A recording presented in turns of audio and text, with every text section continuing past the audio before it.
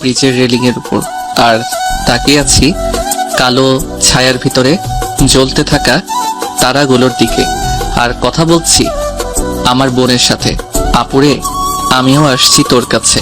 এতদিন আমি সবার অনেক অত্যাচার সহ্য করেছি, কিন্তু আর নয়। আমি সবার অত্যাচার, উপহাস, বাজে কথা শুনতে শুনতে আজ আমি বড্ড ক্লান্ত। তাই তো সবকিছু থেকে নিজেকে মুক্তি দিয়ে আমি আসছি তোর কাছে। আচ্ছা আপু, তুইও কি আমার সাথে খারাপ ব্যবহার করবি? তুইও কি আমায় সবার মতো দোষী মনে করিস? আচ্ছা, আমার মৃত্যুর খবর যদি মা বাবা ভাই শুনে, তখন কি তারা কান্না করবে না, খুশি হবে? আমার মৃত্যুর কথা শুনে মা বাবা ভাইয়ার চোখের কোণ ভিজে উঠবে না, মুখে হাসি ফুটে উঠবে? হয়তো কখনো বলবে না আমাদের একা করে কেন চলে গেলি। তবে আমার ভাবি আমার জন্য অনেক কান্না করবে, আমি নিশ্চিত। আপু আপু আমি আসছি।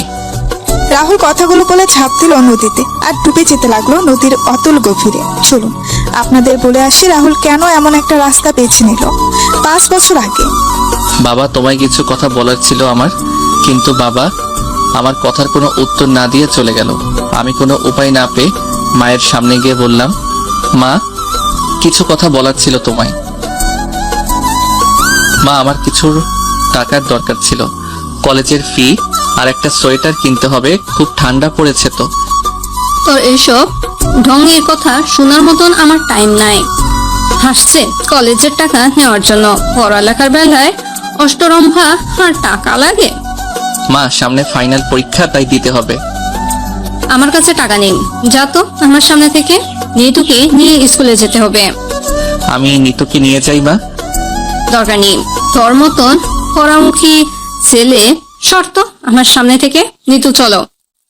ছোট্ট নিতু রাহুলের দিকে তাকিয়ে থেকে মায়ের সাথে হাঁটা দিল। রাহুলের চোখের কোণে জমা হওয়া জল মুছে সামনের দিকে যাচ্ছে। কোনো উপায় না চেয়ে আমি মন খারাপ করে যখন চলে আসছিলাম, তখনই সিঁড়িতে ভাইয়ার সাথে দেখা। ভাইয়া আমার দিকে তাকিয়ে একটা বিরক্তিকর ভাব প্রকাশ করে। আমি বুঝতে পেরে একপাশে দাঁড়িয়ে গেলাম আর বললাম, ভাইয়া। ধুর, আজকের দিনটা আমার পুরো খারাপ হয়ে গেল বুঝি। কি হয়েছে? আমার কলেজের ফি দেওয়া লাগতো আর একটা সোয়েটার কিনতাম, যদি কিছু টাকা দিতে। থাপ্পড় খাওয়ার আগে সর আমার সামনে থেকে। তোকে আমি টাকা দেই আর আমাদের ব্যবসায় লাল বাতি জ্বলো? তোর জন্য আমাদের পরিবারের এত অশান্তি, সকাল সকাল মেজাজটাই খারাপ করে দিল। রাহুল মন খারাপ করে তার রুমের দিকে যাচ্ছিল। তখনই রাহুলের ভাবি রাহুলের হাত টেনে ধরে। রাহুল পেছনে তার ভাবিকে দাঁড়িয়ে থাকতে দেখে বলে, রাহুলের ভাবি রাহুলের গাল টেনে দিয়ে রাহুলের হাতে 3000 টাকা দিয়ে বলেন, কিছু বলবে ভাবি? না, কিছু দিব তোকে। কি দেব, থাপ্পড়? থাপ্পড়ও দিব, সাথে কিছু টাকাও। আচ্ছা দাও, আমি আমার গাল এগিয়ে দিচ্ছি, নাও মারো। তোরে না বলছি আমি ওদের কাছে কিছু চাইবি না। তোর যা লাগবে আমাকে বলতে বলছি, তাহলে ওদের বলবি কেন? ভাবি, তুমি তো আমায় এতদূর নিয়ে এসেছো, নিজের মা বাবা থাকতে আমি তোমায় বলি কি করে বলো? তোমার ভবিষ্যৎ বলে তো কিছু আছে। তোমায় তা নিয়ে ভাবতে হবে না, তুমি পড়ালেখা করো আর কোনো কিছু টেনশন করবি না। আমি হাসপাতালে যাচ্ছি, তুই কলেজে যা আর ফেরার পথে হাসপাতাল হয়ে আসিস, একসাথে বাসায় আসবো। আচ্ছা ভাবি। নিপুণ চলে যায় সেখান থেকে আর রাহুল তার ভাবির যাওয়ার দিকে কিছুক্ষণ তাকিয়ে থেকে রুমে গিয়ে রেডি হয়ে বের হয়ে যায় কলেজের উদ্দেশ্যে। এবার আপনাদের রাহুলের পরিচয় দিয়ে দিই। আমাদের গল্পের নায়ক হলো রাহুল। রাহুল এবার ইন্টার 2য় বর্ষে বাণিজ্য বিভাগে পড়ছে। রাহুলের বাবা রহিম চৌধুরী একজন বিজনেসম্যান আর মা নীলা চৌধুরী গৃহিণী। রাহুলের বড় ভাই আরিফ তার বাবার সাথে বিজনেসের দেখাশোনা করে আর ভাবি নিপুণ একজন ডাক্তার। রাহুলের ছোট্ট একটা বোন আছে নিতু। নিতু এবার 8ম শ্রেণীতে পড়ে। রাহুলের পরিবারের কেউ রাহুলকে দেখতে পারে না, শুধু ভাবি আর নিতু ছাড়া। রাহুলকে অবহেলা করার একটা কারণ আছে, সেটা গল্পের সাথে থাকলেই জানতে পারবেন। কলেজে প্রবেশ করতেই সবাই আমার দিকে তাকিয়ে আমায় বিভিন্ন কথা বলতো। সবাই আমায় আটকড়ো, অপয়া বলে ডাকতো। সবার কথা সহ্য করতে করতে এগুলো এখন আমার গায়ে শুয়ে গেছে। আমি যখন ক্লাসে প্রবেশ করি তখন ক্লাসের বাকি সবাই বলে ওঠে, এই দেখে অপয়া আট করে এসেছে। ওর দিকে তাকাস না, তাহলে নিজের ক্ষতি হবে। রাহুল কথাগুলো শুনে সবার দিকে একবার তাকিয়ে পেছনে তার জন্য নির্ধারিত একটা বেঞ্চে গিয়ে বসে পড়ে। এই বেঞ্চে রাহুল ছাড়া আর কেউ বসে না। কিছু সময় পর স্যার এসে ক্লাস নেওয়া শুরু করেন। রাহুল ক্লাসগুলো শেষ করে কলেজে প্রয়োজনীয় টাকা জমা দিয়ে নিপুণের হাসপাতালে চলে যায়। রাহুলকে দেখে নিপুণ বল, এসে গেছিস? হুম। আচ্ছা 15 মিনিট বস এখানে, আমি একটা রাউন্ড যাচ্ছি, রাউন্ড শেষ করেই বের হব। আচ্ছা। রাহুল বসে রইল আর নিপুণ চলে গেল রাউন্ডে। রাহুলের রুমে বসে থাকতে ভালো লাগছিল না। তখন রাহুল রুম থেকে বের হয়ে হাঁটছিল। তখনই রাহুল শুনতে পায় একজন লোক ডাক্তারের সাথে কথা বলছে কিছু নিয়ে। রাহুল একটু সামনে এগিয়ে গিয়ে শুনতে পায় একজন লোক বলছে সে এত তাড়াতাড়ি বি পজিটিভ রক্ত কোথায় পাবে। ডাক্তারের পায়ে ধরে বলছে রক্তের ব্যবস্থা করতে, কিন্তু ডাক্তার বারবার বলছে তাদের ব্লাড ব্যাংক নেই। রাহুল পাশে দাঁড়িয়ে দেখতে পেল একটা ছোট্ট ছেলে দাঁড়িয়ে আছে। তখন রাহুল সামনে গিয়ে, আচ্ছা আমি রক্ত দিতে রাজি আছি। আর ডাক্তার, আমার রক্তের গ্রুপ বি পজিটিভ। রাহুলের কথা শুনে ডাক্তার রাহুলকে নিয়ে গেলেন। যাওয়ার আগে রাহুল ওই লোকের কাঁধে হাত দিয়ে বলে যায় চিন্তা না করার জন্য। 30 মিনিট পর রাহুল রক্ত দিয়ে যখন বের হয়ে আসে, তখন রাহুল দেখতে পায় ওই লোকটা আর ছেলেটা একটা লাশকে জড়িয়ে ধরে কান্না করছে। রাহুল পাশের নার্সকে জিজ্ঞাসা করে জানতে পারে কিছুক্ষণ আগে হঠাৎ করে ওই মহিলার খিঁচুনি উঠে, আর তারপরে সে এই ত্রিভুবন ত্যাগ করে পরভুবনে পাড়ি দিয়েছে। রাহুল কথাগুলো শুনে সেখানেই দাঁড়িয়ে পড়ে। রাহুল তাকিয়ে আছে ছোট্ট সেই ছেলেটার দিকে। তখন তার ভাই আর মা বাবা বলার কথাগুলো মনে পড়ে যায়। রাহুল সেখান থেকে বের হয়ে রাস্তা দিয়ে হাঁটছে আর চোখে জমা হওয়া জলগুলো মুছে সামনের দিকে এগিয়ে চলছে। এইদিকে নিপুণ রুমে এসে দেখতে পাই রাহুল রুমে নেই। তখন নার্সকে রাহুলের কথা বললেই বলে রাহুল 5 মিনিট আগে বের হয়ে গেছে। নিপুণও বের হয়ে যায়। গাড়ি নিয়ে কিছু দূর আসার পর দেখতে পাই রাহুল একটা গাছের নিচে বসে আছে। নিপুণ গাড়ি থেকে বের হয়ে রাহুল কাছে গিয়ে বলে, কিরে তোর কি হয়েছে? এ কি তুই কান্না করছিস কেন? কি হলো বল, হাসপাতালে কেউ কি কিছু বলেছে? কিরে বলবি তো? জানো ভাবি, মা বাবা আর ভাইয়া ঠিক বলে আমি সত্যি অপয়া মুখ পোড়া ছেলে। আমার স্পর্শ ভালো না। কেন কি হয়েছে? ভাবি আজকে হাসপাতালে না ভাবি, উনি ভালো ছিলেন সম্পূর্ণ, কিন্তু আমি রক্ত দিয়ে বের হয়ে দেখতে পাই ওই বাচ্চা ছেলেটার জন্য আমার কষ্ট হচ্ছে। আমার জন্য ছেলেটা তার মাকে হারিয়েছে। আমি একটা ছেলের থেকে তার মাকে কেড়ে নিয়েছি। তুই কান্না করছিস কেন? এতে তোর কি দোষ বল? ওনার আয়ু হয়তো ফুরিয়ে এসেছে, তাই উনি মারা গেছেন। রাহুল, এগুলো ভুল ধারণা তোর। চল, আর কান্না করতে হবে না। একটা কথা মনে রাখবি, সৃষ্টিকর্তা যাকে এই পৃথিবীতে যত দিনের আয়ু দিয়ে পাঠিয়েছেন, সে ততদিনই এই পৃথিবীতে বেঁচে থাকবে। আর তারপর এই পৃথিবীর মায়া ত্যাগ করে পরপারে যেতে হবে। চল আমার সাথে। কোথায় যাবে?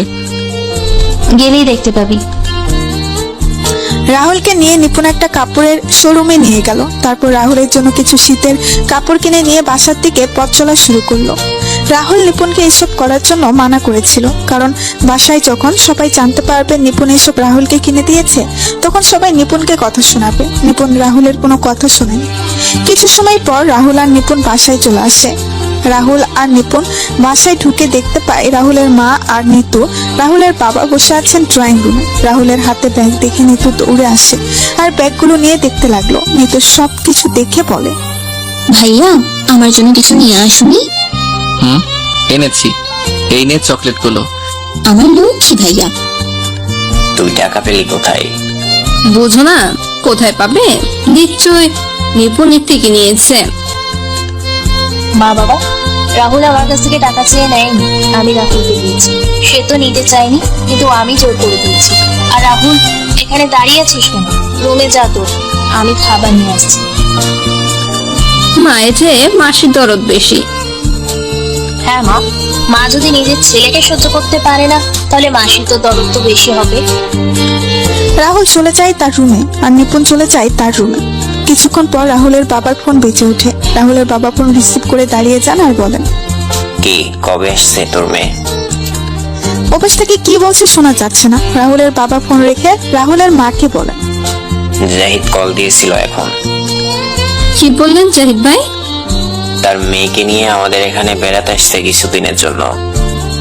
তাহলে তো ভালোই, আসুক না। কালকে এয়ারপোর্ট থেকে নিয়ে আসতে হবে। কালকে রাশিয়ান কোম্পানির লুকোইল এর সাথে আমাদের মিটিং এর প্রজেক্টটা যদি পেয়ে যায় তাহলে আমরা দেশের 1 নম্বর কোম্পানিতে পরিণত হব। আমি আর আরিফের জন্য কালকে সকালে বের হয়ে যাব, আর ড্রাইভার ও আমাদের সাথে থাকবে। তাহলে দিয়াকে কে নিয়ে আসবে? বাসায় তো একজন আছে, সে না হয় নিয়ে আসবে। কিন্তু যদি কিছু হবে না। পরের দিন সকালে রাহুল তার রুমে পড়ছিল, তখনই নিপুণ রাহুলের রুমে খাবার নিয়ে আসে। রাহুল খাবার খাচ্ছিল, তখন রাহুলের বাবা আর ভাই রাহুলের রুমে আসে আর বলে যায় এয়ারপোর্ট থেকে দিয়াকে নিয়ে আসতে। রাহুল কোনো কথা না বলে হ্যাঁ প্রথম মাথা নাড়ালো। সবাই চলে গেল, রাহুল আবার পড়তে শুরু করে। তখন রাহুলের ফোন বেজে ওঠে। রাহুল ফোন রিসিভ করে হ্যালো বলতেই ওপাশ থেকে বলে, কি রে, কেমন আছিস? কে বলছেন? আরে আমায় ভুলে গেলি মনু? রবিন। কি খবর তোর? এই তো ভালো আছি, তুই কেমন আছিস? বিন্দাস আছি রে।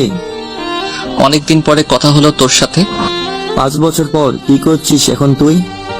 ইন্টার দ্বিতীয় বর্ষে পড়ছি, তুই? আমিও। কোথায় আছিস? সিলেটে কি? তুই কই? বরিশালে আছি। আচ্ছা, ভালো থাকিস, পরে কথা হবে। আচ্ছা। বাহ বাহ, আমার দেবর বাবু দেখছি ফোনে কথা বলছে। আরে ভাবি, কিছু বলবে? কার সাথে কথা বলছিলে ভাইজান? রবিনের সাথে। তোমায় বলা হয়নি রবিনের ব্যাপারে। 5 বছর আগে রবিন তার বাবার ট্রান্সফারের কারণে পরিবারের সাথে বরিশালে চলে যায়। রবিন কল দিয়েছিল, তার সাথে কথা বলছিলাম। ও আচ্ছা, শোন, আজকে এই কাপড় পরে পড়ে যাবে। কেন ভাবি? আমি বলছি তাই। ভাবি, আমি যেরকম আছি সেরকমই ভালো। এত ভালো পোশাক আমার জন্য না। যা বলছিস সেটাই করবি। আর তাছাড়া তোর হবু বউ আসছে। কে হবু বউ? কেন দিয়া? না ভাবি, আমি যতদিন না বাবা মায়ের কাছে ভালো হয়ে উঠছি ততদিন এসব কথা চিন্তাই করব না। আর দিয়ার কি খেয়ে দিয়ে কাজ নিয়ে আমায় বিয়ে করবে? কেন, আমার ভাই কোনো দিক দিয়ে কম কি দেখতে? না ভাবি, নিতুকে আমি যেমন বোনের চোখে দেখি দিয়াকেও তেমন দেখি। পন্ডিতি বাদ দিয়ে রেডি হয়ে নেন জনাব। যথা আজ্ঞা ম্যাডাম। আচ্ছা। ভাবি হলে তো এরকমই হওয়া চাই। এখন শুধু আমি আমার ভাইয়া বাবা মায়ের কাছে ভালো হয়ে গেলেই আমার জীবন পরিপূর্ণ।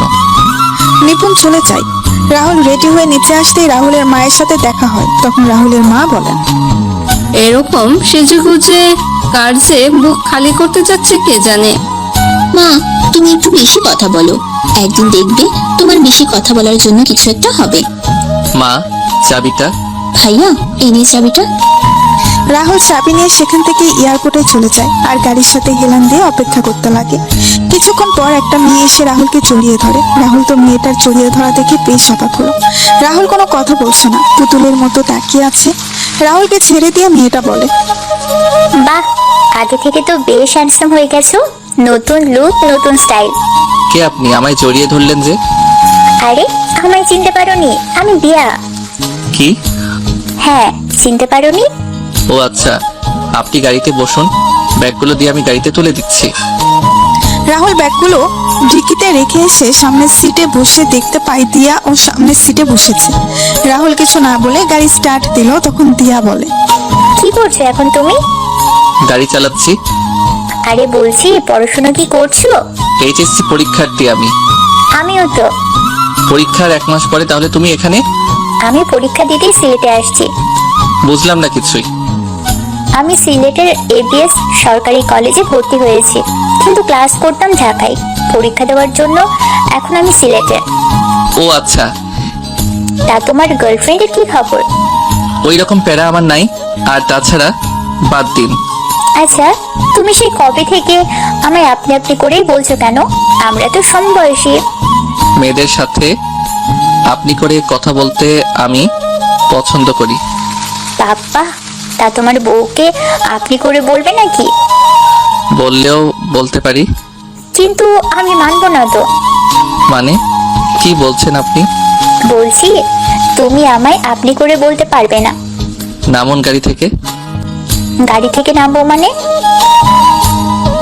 বাসায় চলে এসেছি, তাই বলছি নামতে। ও আচ্ছা।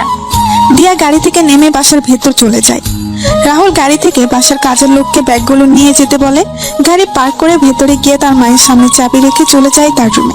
দুপুরবেলা সবাই যখন খাবার খাচ্ছিল, তখন রাহুল তার খাবার নিয়ে চলে যাচ্ছিল, তখন দিয়া বলে, রাহুল, কি ব্যাপার? তুমি এখানে আমাদের সাথে বসে খাবার খাচ্ছ না কেন? আমি টিভির সামনে বসে খাবার খাই। মাইয়া, আমিও তোমার সাথে বসে খাবো। আচ্ছা আয়। কোনো দরকার নেই, এমনি আমার সবকিছু হারিয়েছি, তোর জন্য এখন আমার মেয়েকে হারাতে পারবো না। মা, খাবার ঠান্ডা হয়ে যাচ্ছে, খেয়ে নে। রাহুল, যা ভাই, তুই টিভি দেখে খাবার খেয়ে নে। নিতু, তোরে যদি ওর সাথে আবার কথা বলতে দেখি তাহলে কিন্তু খুব খারাপ হয়ে যাবে। আমার ভয় হয় তোকেও না কবে হারিয়ে ফেলি। আন্টি, এমন করে বলছো কেন? নিতু তো রাহুলের বোন, তো রাহুলের সাথে কথা বলবে না তো কার সাথে কথা বলবে? দিয়া, খাবার খেয়ে নাও, পরে না হয় কথা বলা যাবে। রাহুল, তোর কিছু লাগবে? না ভাবি। রাহুল খাওয়া দাওয়া শেষ করে তার রুমে গিয়ে ঘুমিয়ে যায়। বিকেলে রাহুলের ফোনের শব্দে ঘুম ভেঙে যায়। রাহুল ফোন হাতে নিয়ে দেখতে পায় unknown number. Rahul call receive করতেই উপাস থেকে বলে ওঠে, কি জনাবের ঘুম হয়েছে কি? কে বলছেন আপনি? তোমার বউ বলছি। কি বললেন আপনি? বউ বলেছি, বউ। ফোন রাখলাম আমি, যত সব ফালতু। ফোন রাখলে এখন তোমার রুমে চলে আসবো কিন্তু, তাই আমি আসার আগে তুমি ছাদে চলে এসো। আজব তো, কে আপনি? ওই কুত্তা, আমি দিয়া বলছি, ছাদে আই, কথা আছে। আপনি? হ্যাঁ ছাদিয়াই। পারবো না, রাখুন তো আপনি ফোন। ওই কুত্তা, আমি নিচে আসলে কিন্তু তোর খবর আছে বলে দিলাম। দিয়া কথাগুলো বলে ফোন কেটে দেয়। রাহুলও বিছানায় পড়েছিল। তখন রাহুল মনে মনে বলে, কি মেয়ে রে বাবা, এ তো দেখছি মারাত্মক ডেঞ্জারাস মেয়ে। কি করব এখন? না, একবার যে দেখে আসি কি জন্য ডেকেছে। রাহুল রুম থেকে বের হয়ে ছাদে গিয়ে দেখতে পায় দিয়া ছাদে পায়চারি করছে। দিয়া রাহুলকে দেখতে পেয়ে বলে, যাক, বাধ্য ছেলের মধ্যে চলে এসেছিস দেখছি। বলুন কি বলবেন? আমায় এখানে আপনার সাথে কথা বলতে দেখলে মা বাবা আমায় বকাঝকা করবে। তারা আসার আগে বলুন কি জন্য ডেকেছেন। প্রেম করার জন্য ডেকেছি জানাব। এই কি বললেন আপনি? তো কিছু বলি নাই তো। হ্যাঁ বলুন। বাইরে যাব, চল ঘুরে আসি। না, আমি যাব না। চিন্তা নেই, আমি আন্টি থেকে পারমিশন নিয়ে এসেছি। মা বলেছে যাওয়ার জন্য? হ্যাঁ আন্টি বলেছে, সাথে ভাবিও বলেছে। চলুন। কলেজে গিয়ে ক্লাস করা, বাসায় এসে মা ভাইয়ের মুখে কটু কথা শোনা, ভাবি স্নেহ ভালোবাসা আর দিয়ার সাথে পড়াশোনা করা, সবকিছু মিলিয়ে রাহুলের দিনগুলো ভালোই চলছিল। এভাবেই কিছুদিন চলে যায়। রাহুল আর দিয়ার পরীক্ষার দিন চলে আসে। রাহুল তার বাবা মায়ের কাছে গিয়ে পায়ে স্পর্শ করতে গেলে তার মা বাবা সরে যায় সেখান থেকে। রাহুল তার ভাইয়ের দিকে এগিয়ে যেতেই তার ভাইয়া চলে যায়। রাহুল উপরের দিকে তাকিয়ে একটা হাসি হেসে ভাবির কাছে গিয়ে ভাবির পায়ে স্পর্শ করতে গেলেই ভাবি রাহুলকে থামিয়ে দিয়ে বলেন, আমি আশীর্বাদ করি ভাই, তোর পরীক্ষা যেন ভালো হয় এবং তুই যে মানুষের মতো মানুষ হতে পারিস। পরামুখ ছেলে আবার মানুষ হবে? বৌমা, এসব কথা অপয়া ছেলেদের জন্য না, এগুলো যোগ্য মানুষকে বলতে হয়। মা, নিপুণ যখন কিছু বলতে যাবে তখন দিয়া নিচে এসে রাহুলের মা আর বাবার পায়ে স্পর্শ করে বলে, আঙ্কেল আন্টি, আমায় তোমরা আশীর্বাদ করো, আমি যেন ভালো করে পরীক্ষা দিতে পারি। চিন্তা করিস না মা, তোর পরীক্ষা ভালো হবে। তোর পরীক্ষা নিশ্চয়ই ভালো হবে। অপয়া পরামুখদের পরীক্ষা কখনো ভালো হবে না। রাহুল তার মা আর বাবার কথা শুনে চোখের কোণে জল এসে জমা হয়। রাহুল চোখের জল মুছে বাহিরে চলে যায়।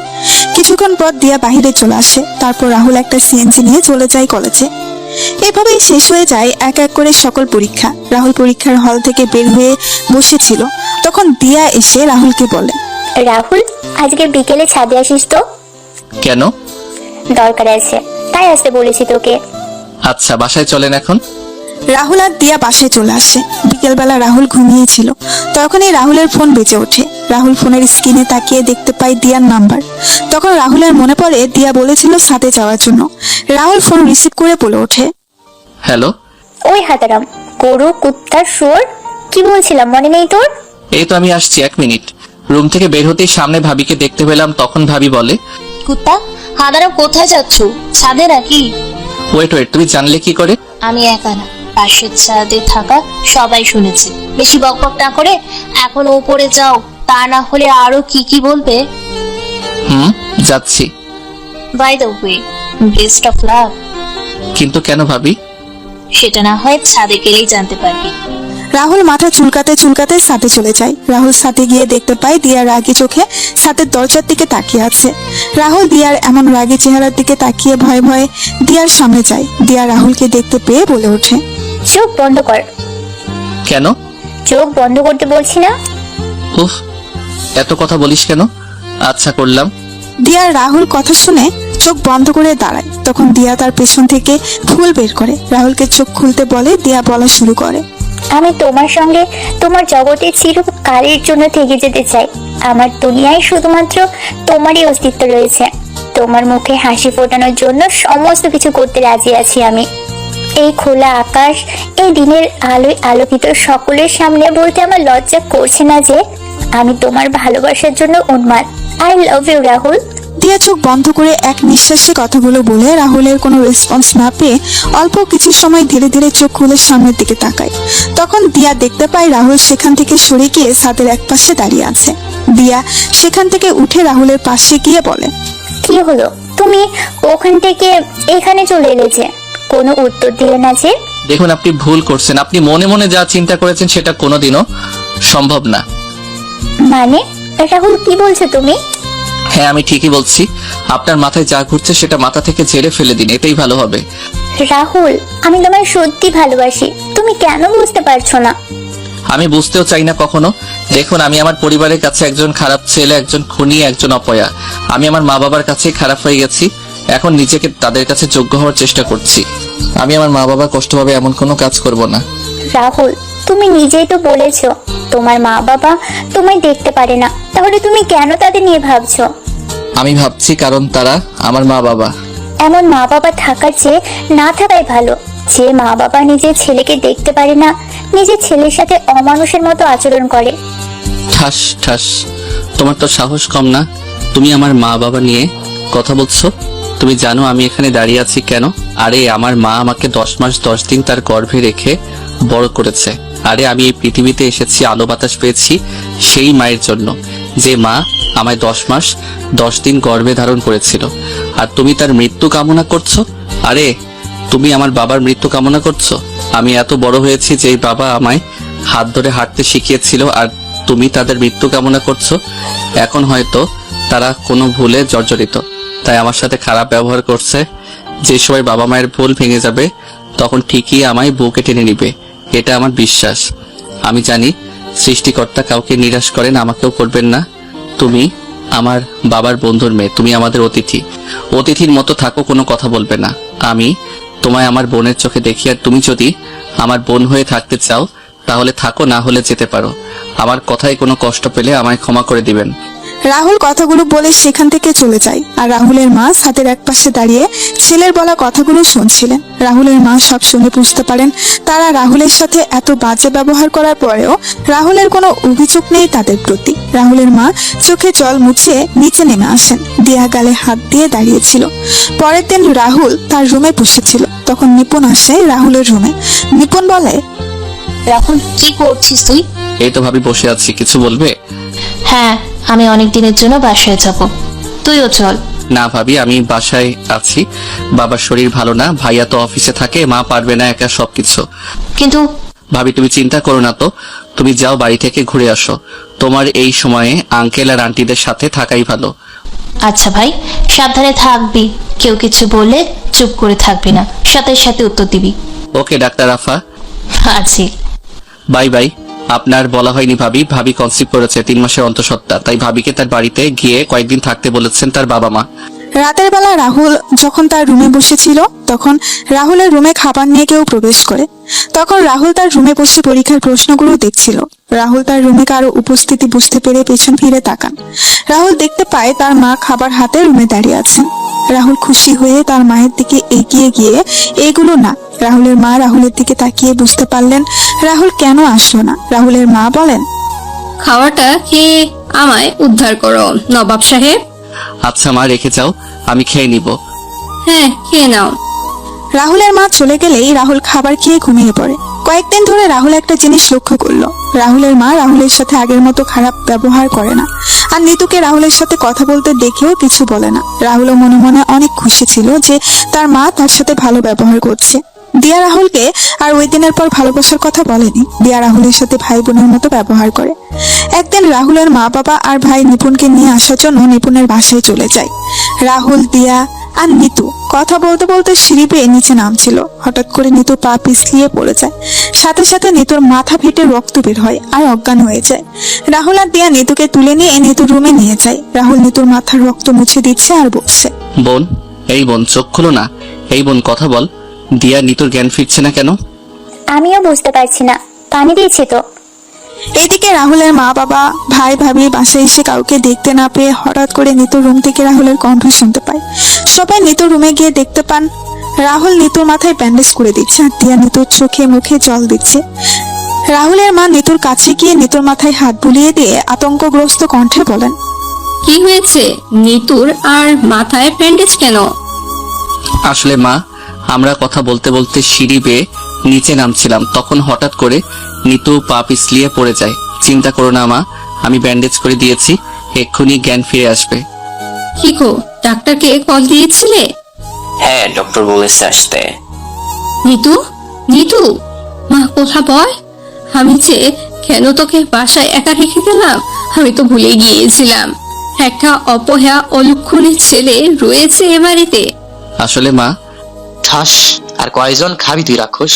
তোর জন্য আমাদের হাসি খুশি পরিবারটা ধ্বংস হয়ে যাচ্ছে। আজকে তোকে তো আমি মেরেই ফেলবো। আরিফ কথাগুলো বলে রাহুলকে মারতে লাগলো আর রাহুল বলছে, ভাই আমার কথাটা শোনো, আমি কিছু করিনি। মা, ভাইয়া। রাহুল চিৎকার করছে কিন্তু আরিফ রাহুলকে মেরেই যাচ্ছে।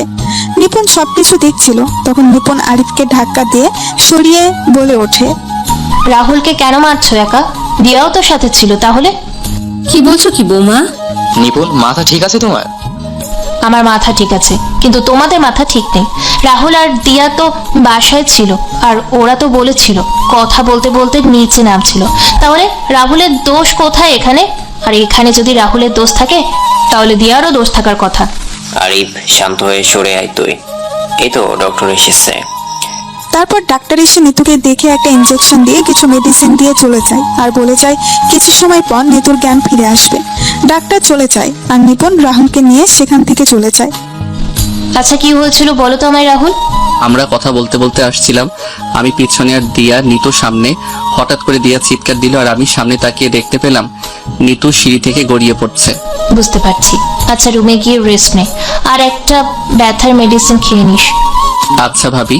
রাতের বেলা নিতুর জ্ঞান ফিরে। সবাই নিতুর সাথে কথা বলছিল আর রাহুল আড়াল থেকে দাঁড়িয়ে নিতুকে দেখছিল। সবাই রুম থেকে বের হয়ে যাওয়ার পর রাহুল গিয়ে নিতুর পাশে বসে আর বলে, কেমন লাগছে এখন তোর নিতু? ভালো ভাইয়া। বেশি ব্যথা করছে কি? অল্প একটু করছে ভাইয়া। আচ্ছা ভাইয়া, সবাই তোকে বকাবকি করছে তাই না? কই না তো। আচ্ছা তুই রেস্ট নে, আমি গেলাম। আচ্ছা ভাইয়া। রাহুল নিতুর রুম থেকে বের হয়ে আসে। দিনে দিনে কিছুদিন চলে যায়। নিপুণের শরীরের অবস্থা ভালো না, তাই নিপুণের সাথে নিতুকে পাঠিয়ে দেওয়া হয় নিপুণের বাড়িতে। রাহুল তার রুমে বসে মোবাইলে গেম খেলছিল। তখনই দিয়া রাহুলের রুমে আসে আর বলে, কি করছিস তুই? গেম খেলছি। কোনটা খেলছিস? Call of Duty. ও, ভালোই হলো। কেন? আমি ফোনের স্ক্রিনে তাকিয়ে বললাম, আমি গেম খেলার সময় ফোনের স্ক্রিন থেকে চোখ সরাই না। বুঝতে পারবি একটু পরে। কি বুঝবো? আজকে কি স্পেশাল কোনো কিছু আছে? অনেক স্পেশাল খাবার আছে। তাহলে তো ভালোই। কিছু সময় পর রাহুল তার রুমের মাটিতে রক্তাক্ত অবস্থায় পড়ে আছে আর সামনে দাঁড়িয়ে আছে রাহুলের মা, বাবা, বড় ভাই আর দিয়া। দিয়া রাহুলের পাশে দাঁড়িয়ে ছিল। তখন দিয়া রাহুলের কলার চেপে ধরে কানে কানে বলে, কিরে, কেমন লাগছে তোর এখন? বলেছিলাম না স্পেশাল খাবার আছে, এই দেখ স্পেশাল খাবার দিয়ে দিলাম তোকে। তোকে নিজের বোন মনে করতাম আর তুই কি করলি এটা? আঙ্কেল, আন্টি, ভাইয়া, দেখছো রাহুল কি বলছে? আমি এখন এমুক নিয়ে কোথায় যাব? রাহুলের মা গিয়ে দিয়াকে বুকের সাথে জড়িয়ে ধরে শান্ত করতে লাগলেন আর রাহুল বলে, মা, বাবা, ভাইয়া, বিশ্বাস করো আমি ওর সাথে এমন কিছু করিনি। আমি তো দিয়াকে নিজের বোন মনে করি, তাহলে আমি এমনটা করতে যাব কেন? ওর মতন কুলাঙ্গার ছেলে জন্ম দেওয়া আমার সবচেয়ে বড় ভুল হচ্ছিল, যার মাসুল আমি তোর জন্মের পর থেকে পেয়ে আসছি আর পেয়েও যাব। মা, দশটাস আর কোনো কথা বলবি না তুই। এখনই আমার বাসা থেকে বের হয়ে যা। তোর মতো ছেলে আমাদের কোনো দরকার নাই। আজকে থেকে আমি তোকে তেজ্য পুত্র করলাম। আজকের পর থেকে আমার একমাত্র ছেলে আরিফ। আরিফ ছাড়া আমার কোনো ছেলে নেই। বাবা আমার একটা কথা তোমরা শোনো, তারপর না হয় আমায় যা বলার বলো। শুনতে পাসনি বাবা কি বললো? এখন ওই বাসা থেকে বের হয়ে যা।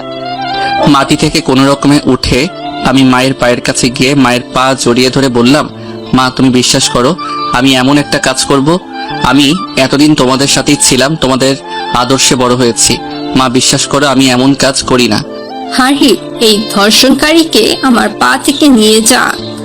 আমার ঘরে আমার ছোট আরেকটি মেয়ে আছে, বলা তো যায় না এমন ধর্ষণকারী কখনো কি করতে পারে। মা একদিন ঠিকই বুঝবে, কিন্তু সেদিন আফসোস করবে তোমরা। কিন্তু তোমরা এটা মনে রেখো তোমাদের উপর আমার কোনো অভিযোগ নেই।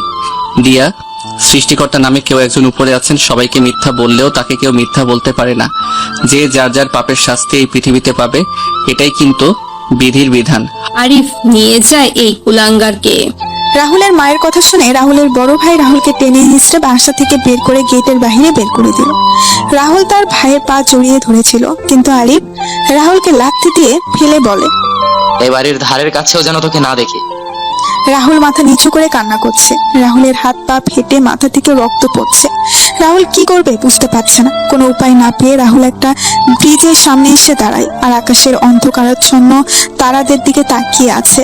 হায়রে জীবন, নিজের মা বাবাও আমায় বিশ্বাস করে না, নিজের বড় ভাইও আমায় দূরে ঠেলে দিল। আমাকে চলে যেতে হবে এই নিষ্ঠুরতম মানুষ ও পৃথিবী ছেড়ে, যেখানে এরকম কিছু থাকবে না। আমায় ছাড়া যদি সবাই ভালো থাকে তাহলে থাকুক না, আমি কেন তাদের অসুবিধার কারণ হব? 7 বছর পর এবার চলুন আমরা ঘুরে আসি রাহুলের বাড়ি থেকে। রাহুলের বাবা মা, নিতু, ভাই ভাবির সামনে কেউ একজন বসে আছে আর চারপাশে তাকাচ্ছেন। তখন লোকটা বলে, আচ্ছা, বাসার সবার সাথেই কথা হইলো, সবাই এখানেই আছো, কিন্তু রাহুল কই? রাহুলকে ডেকে আনো তোমরা। রাহুল সহ তোমাদের কিছু বলার আছে আমার, আর সবার জন্য সারপ্রাইজ আছে। মামা, ভাইয়া তো নেই, তাহলে ভাইয়া আসবে কি করে? নেই মানে? কোথায় গিয়েছে রাহুল? বাসায় না থাকলে কল দিয়ে বলো বাসায় আসতে, আমি এসেছি দেশে। কি করে কল দিব মামা? কল দিলে ফোনের রিং বেজে যাবে, কিন্তু কেউ তো রিসিভ করবে না। ফোন রিসিভ করে কথা বলার মানুষটাই যে ফোন রেখে দূরদেশে চলে গেছে। কি বলছো কি বৌমা? আপু, দুলাভাই, বৌমা কি বলছে সব? সবাই নিশ্চুপ হয়ে আছে, কোনো কথা বলছে না। তখন কামাল খান বলেন, কি হলো, কিছু বলছো না যে? সবাই চুপ কেন?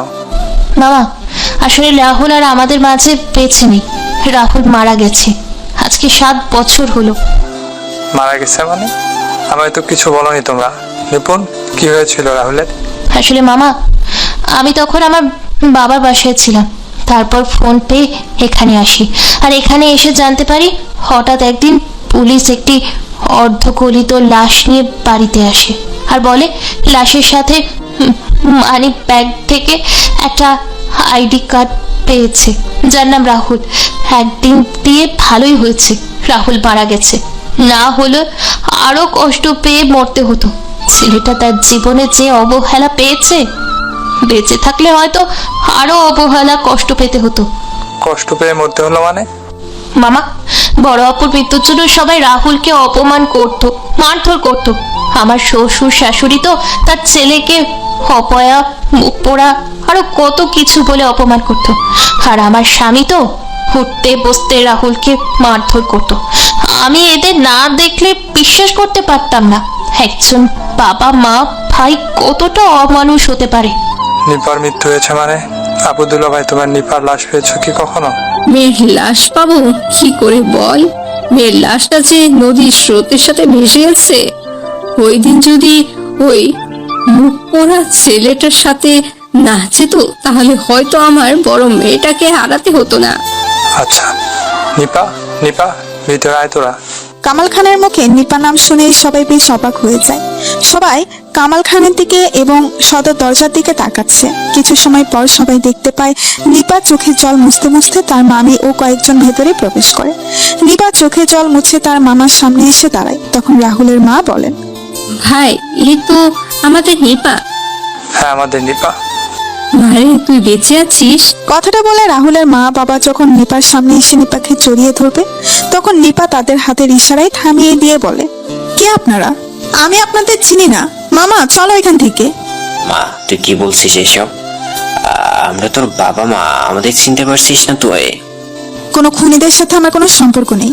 আমি এখানে এসেছিলাম আমার ভাইয়ের সাথে দেখা করার জন্য, কিন্তু আমার ভাই যখন এখানে নেই, তখন এখানে থেকে আমার কোনো লাভ নেই। আপু কি বলছিস এসব? এইটা তো তোর বাড়ি, এই বাড়ি ছেড়ে কোথায় যাবি তুই? তোদের মতো খুনিদের সাথে আমার কোনো সম্পর্ক নেই। এই বাড়ি আমার না। যে বাড়িতে তোদের মতো খুনিরা বাস করে, সেই বাড়ি কখনো আমার হতে পারে না। নিপা শান্ত হ মা তুই। মামা, এরা তিনজনে মিলে আমার ভাইটাকে মেরে ফেলেছে। আমি কি করে শান্ত হব তুমি বলতে পারো মামা?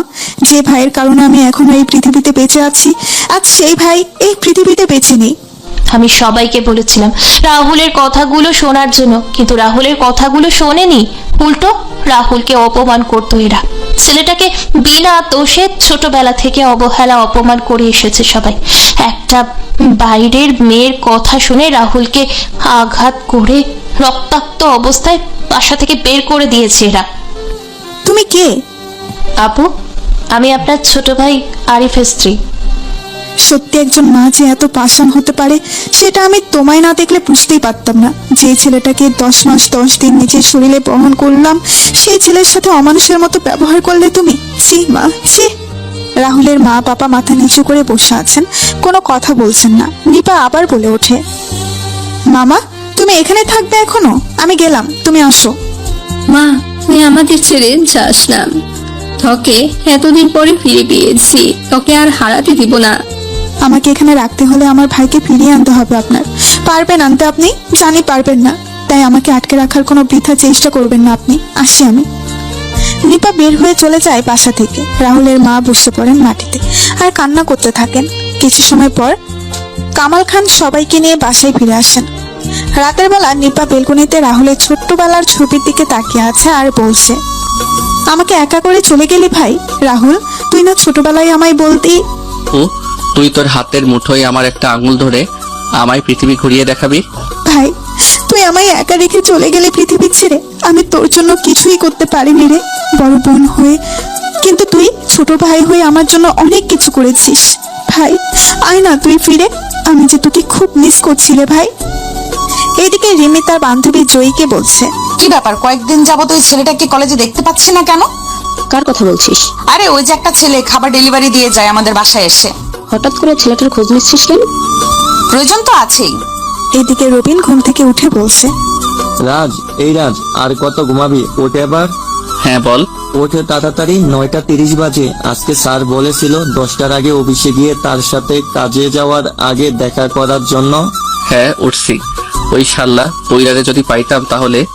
হয়েছে, আর কথা কইতে হইব না মনু। আচ্ছা মনু, মই এখন আইতেছি। রাজ ফ্রেশ হয়ে এসে দুজনে নাস্তা করে বের হয়ে যায় অফিসের উদ্দেশ্যে। রাজ আর রনির অফিসে এসে স্যারের সাথে দেখা করে এসে দুজনেই বসে থাকে ওয়ার্ডার আসার জন্য। তখন রবিন বলে, কয়েকদিন ধরে আমাদের কলেজে যাওয়া হচ্ছে না, আর কয়েকদিন পরেই কলেজের 2য় বর্ষের ফাইনাল পরীক্ষা। কি করব কিছু বুঝতে পারছি না। চিন্তা করিস না, কালকে যাব।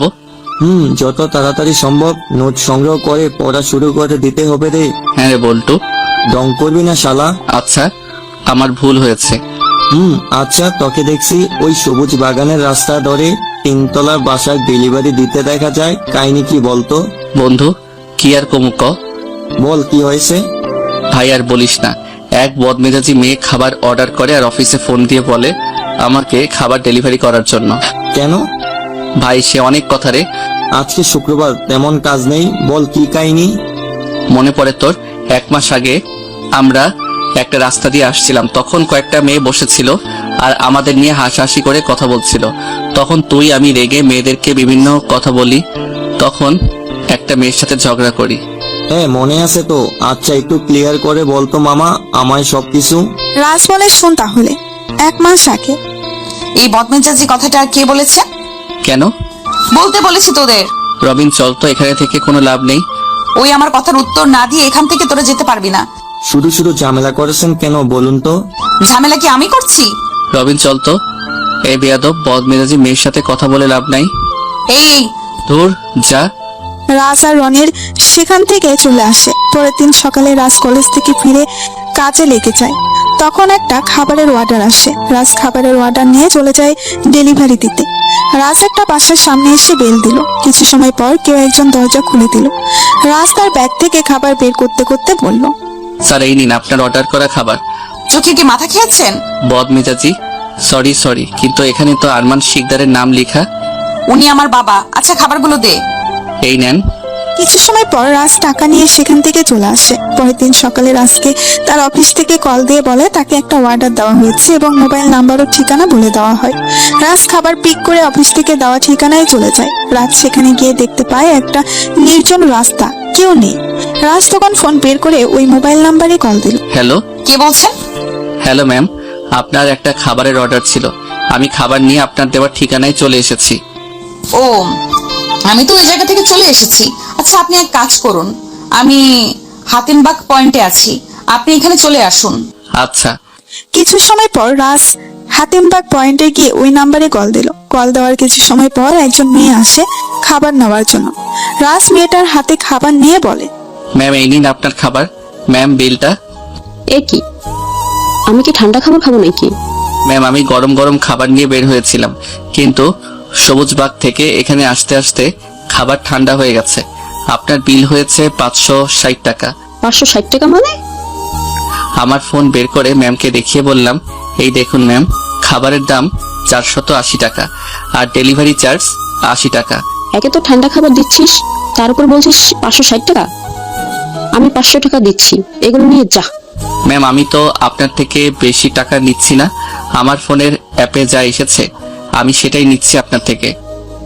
কোনো কথা বলবি না, তাহলে আমি তোর অফিসে এখনই কল দিব আর তোর প্রোফাইল রেটিংও কমে দিব। এই নে 500 টাকা। জয়ী কথাটা বলে চলে যায়, কিন্তু রাজ জয়ীকে অনেকবার ডেকেছিল কিন্তু জয়ী দাঁড়ায়নি। জয়ী গাড়ি করে চলে যায়। রাজ কোনো উপায় না পেয়ে ওই জায়গা থেকে কাজ শেষ করে বাসায় চলে আসে। এভাবেই 20 দিন রিমি আর জয়ী রাহুলকে খাবার নিয়ে ঘুরিয়েছিল। রাহুল একবার চিন্তা করছিল, কিন্তু বাস্তবতার কথা চিন্তা করে আর চাকরি ছাড়তে পারেনি। বর্তমান ওই থেকে চলেছে বন্ধু আমার ওই বাড়িতে যাওয়া আসা। বন্ধু তোকে একটা কথা বলা হয়নি রে। কি কথা? ওই মেয়ে কিন্তু আমাদের সাথে পড়ে, আমার কলেজে এবং একই ডিপার্টমেন্টে। কি? হ্যাঁ রে, আমি সেদিন কিছু কাজে কলেজে গিয়েছিলাম, তখন দেখেছি। তাহলে আমি শেষ বন্ধু। ওই মেয়ের বাবা হলো আমাদের এখানকার কাউন্সিলর। আর কোনো কিছু বাকি আছে? না, আজকের জন্য সংবাদ এতটুকুই। আচ্ছা, পরে কথা হবে। অর্ডার চলে এসেছে। বাই। রাজ চলে যায় রাজের কাজে, আর রবিন চলে যায় রবিনের কাছে। পরের দিন সকালে রাজ আর রবিন কলেজে চলে যায়। রাজ রবিন তার বন্ধুদের সাথে কথা বলছিল, তখন রিমি সামনে এসে বলে, ওই পান্ডা আমাদের জন্য খাবার নিয়ে আয়। কেউ কোনো কথা বললো না। তখন রিমি আবার বলে ওঠে, কিরে, কি বললাম শুনতে পাসনি? কাকে বলছেন আপনি? তোর পাশের পান্ডাকে। ওর নাম পান্ডা না, ওর নাম হলো রাজ। তো যাই হোক, কিরে শুনতে পাসনি কি বললাম? ওই তোরা চল রবিন, তুইও চল, ক্লাসের সময় হয়ে গেছে। রাজ উঠে কয়েক পা সামনে এগোতেই রিমি রাজের কলার চেপে ধরে বলে, তুই আমার কথা অমান্য করার সাহস পেলি কোথা থেকে? তুই জানিস আমি কার মেয়ে? মানুষের কাজেই তার পরিচয়, তাই আমি কারো পরিচয় সম্পর্কে জানতে ইচ্ছুক নই। আসি। ওই চল তোরা। বাবা, ছেলেটার কথার কি ছুরি! এক কথায় কতদিনের করা সকল কিছু উত্তর দিয়ে গেল। দাঁড়া, ক্লাস শুরু করে বের হোক, তারপর বোঝাবো ওকে। রাজ আর রবিন সকল ক্লাস শেষ করে বের হয়ে যখন মাঠ দিয়ে হাঁটছিল, তখন রিমি রাজের সামনে এসে দাঁড়ায়। রাজ রিমিকে দেখে পাশ কাটিয়ে চলে যায়। তখন রিমি ইচ্ছে করে রাজের গায়ের সাথে ধাক্কা খায় আর মা গো বলে মাটিতে পড়ে যায়। তখন রাজ কিছুটা রেগে বলে, আচ্ছা, আপনি আমায় অযথা হয়রানি করছেন কেন বলুন তো? ছোট লোকের বাচ্চা, তোর তো সাহস কম না, তুই আমাকে রাগ দেখাচ্ছিস? রাজ থাপ্পড়টা খেয়ে মাথা নিচু করে নিল।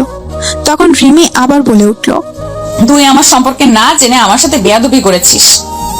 ওই দিন আমাকে বাজে কথা বলেছিস, জানিস আমি চাইলে তোকে এই কলেজ এবং শহর ছাড়া করতে পারি। মেয়েটার মুখে কলেজ ও শহর ছাড়ার কথা শুনে কিছুটা ভয় হলো। তখন বললাম, ম্যাম ওই দিনের কাজের জন্য আমি আমার ভুল স্বীকার করছি, তবুও আমায় এই কলেজ ছাড়া করবেন না। আমাকে যে নিজেকে প্রতিষ্ঠিত করতে হবে, ভবিষ্যতে আমি আর আপনার সাথে কখনো কোনো বেয়াদবি করব না ম্যাম। আপনি আমায় দয়া করুন। যা, ক্ষমা করে দিলাম এবারের মতো তোকে। রাজ আর রুবিন কলেজ থেকে বের হয়ে আসে। রাজ আর রুবিন বাসায় এসে খাওয়া দাওয়া শেষ করে কাজের উদ্দেশ্যে বের হয়। রাজ তার ফোনে আসা অর্ডারগুলো রিসিভ করে খাবার ডেলিভারি দেওয়া শুরু করলো। রাত তখন ঘড়ির কাঁটায় 10টা। তখন রাজের ডিউটি শেষ। রাজ একটা দোকানে ঢুকে হাত ধুয়ে খাবার অর্ডার করে খাবারের অপেক্ষা করতে থাকে। কিছু সময় পর খাবার আসলে রাজ যখন খাওয়া শুরু করবে তখনই রাজের ফোন বেজে ওঠে। রাজ খাবার মুখে না তুলেই ফোন হাতে নিয়ে দেখতে পায় তার অফিস থেকে কল। রাজ ফোন রিসিভ করে বলে, হ্যালো ওপাশ থেকে কি বলেছে কিছু শোনা যাচ্ছে না। রাজ একবার খাবারের দিকে তাকিয়ে বলে, স্যার, আমি মাত্র খাবার খেতে বসেছি। আমি খাবারটা খেয়ে যাচ্ছি অর্ডার নিয়ে। রাজ ফোনটা রেখে খাবারের দিকে একবার তাকাচ্ছে আর একবার ফোনের দিকে। রাজ খাবার রেখেই হাত ধুয়ে বিল দিয়ে বের হয়ে যায়। রাজ বের হওয়ার আগেই দোকানিকে বলে, মামা, এই খাবারটা কোনো অসহায়কে দিয়ে দিবেন। রাজ বের হয়ে রেস্টুরেন্ট থেকে খাবার নিয়ে চলে যায় ডেলিভারি করার জন্য। রাজ ডেলিভারি সম্পন্ন করে বাসায় ফিরতে ফিরতে রাত প্রায় 12টা বেজে যায়। রাজ বাসায় প্রবেশ করতেই রবিন বলে, কি রে, এত দেরি হলো যে? আরে বলিস না, হঠাৎ করে অফিস থেকে কল দিয়ে বলে খাবার নিয়ে যাওয়ার জন্য। খাওয়া দাওয়া করিস সুইট? হ্যাঁ করেছি, তুই করেছিস?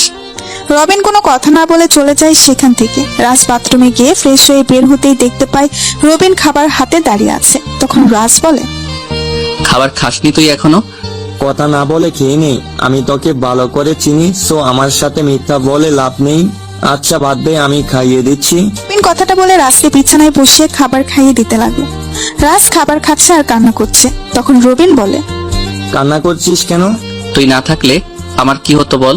সত্যি আমি তোকে বন্ধু হিসেবে পেয়েছি। ফার্ম দিস না তুই আমায়, শালা তোকে খাইয়ে দিচ্ছি। এখন আর কিছুদিন পরে তুই যখন বিয়ে করবি তখন তোর স্ত্রীর হাতে রান্না খাওয়াতে হবে কিন্তু। চিন্তা করিস না, তোর বউ তো আমার বউ আর আমার বউ তোর ভাবি। শালা আগের মতো শিয়ানা রয়ে গেলি তুই। দুই বন্ধু আর কিছু সময় কথা বলে ঘুমিয়ে পড়ে। পরের দিন সকালে রবিন কিছু কাজে তার পরিবারের সাথে দেখা করার জন্য তার বাড়িতে চলে যায়।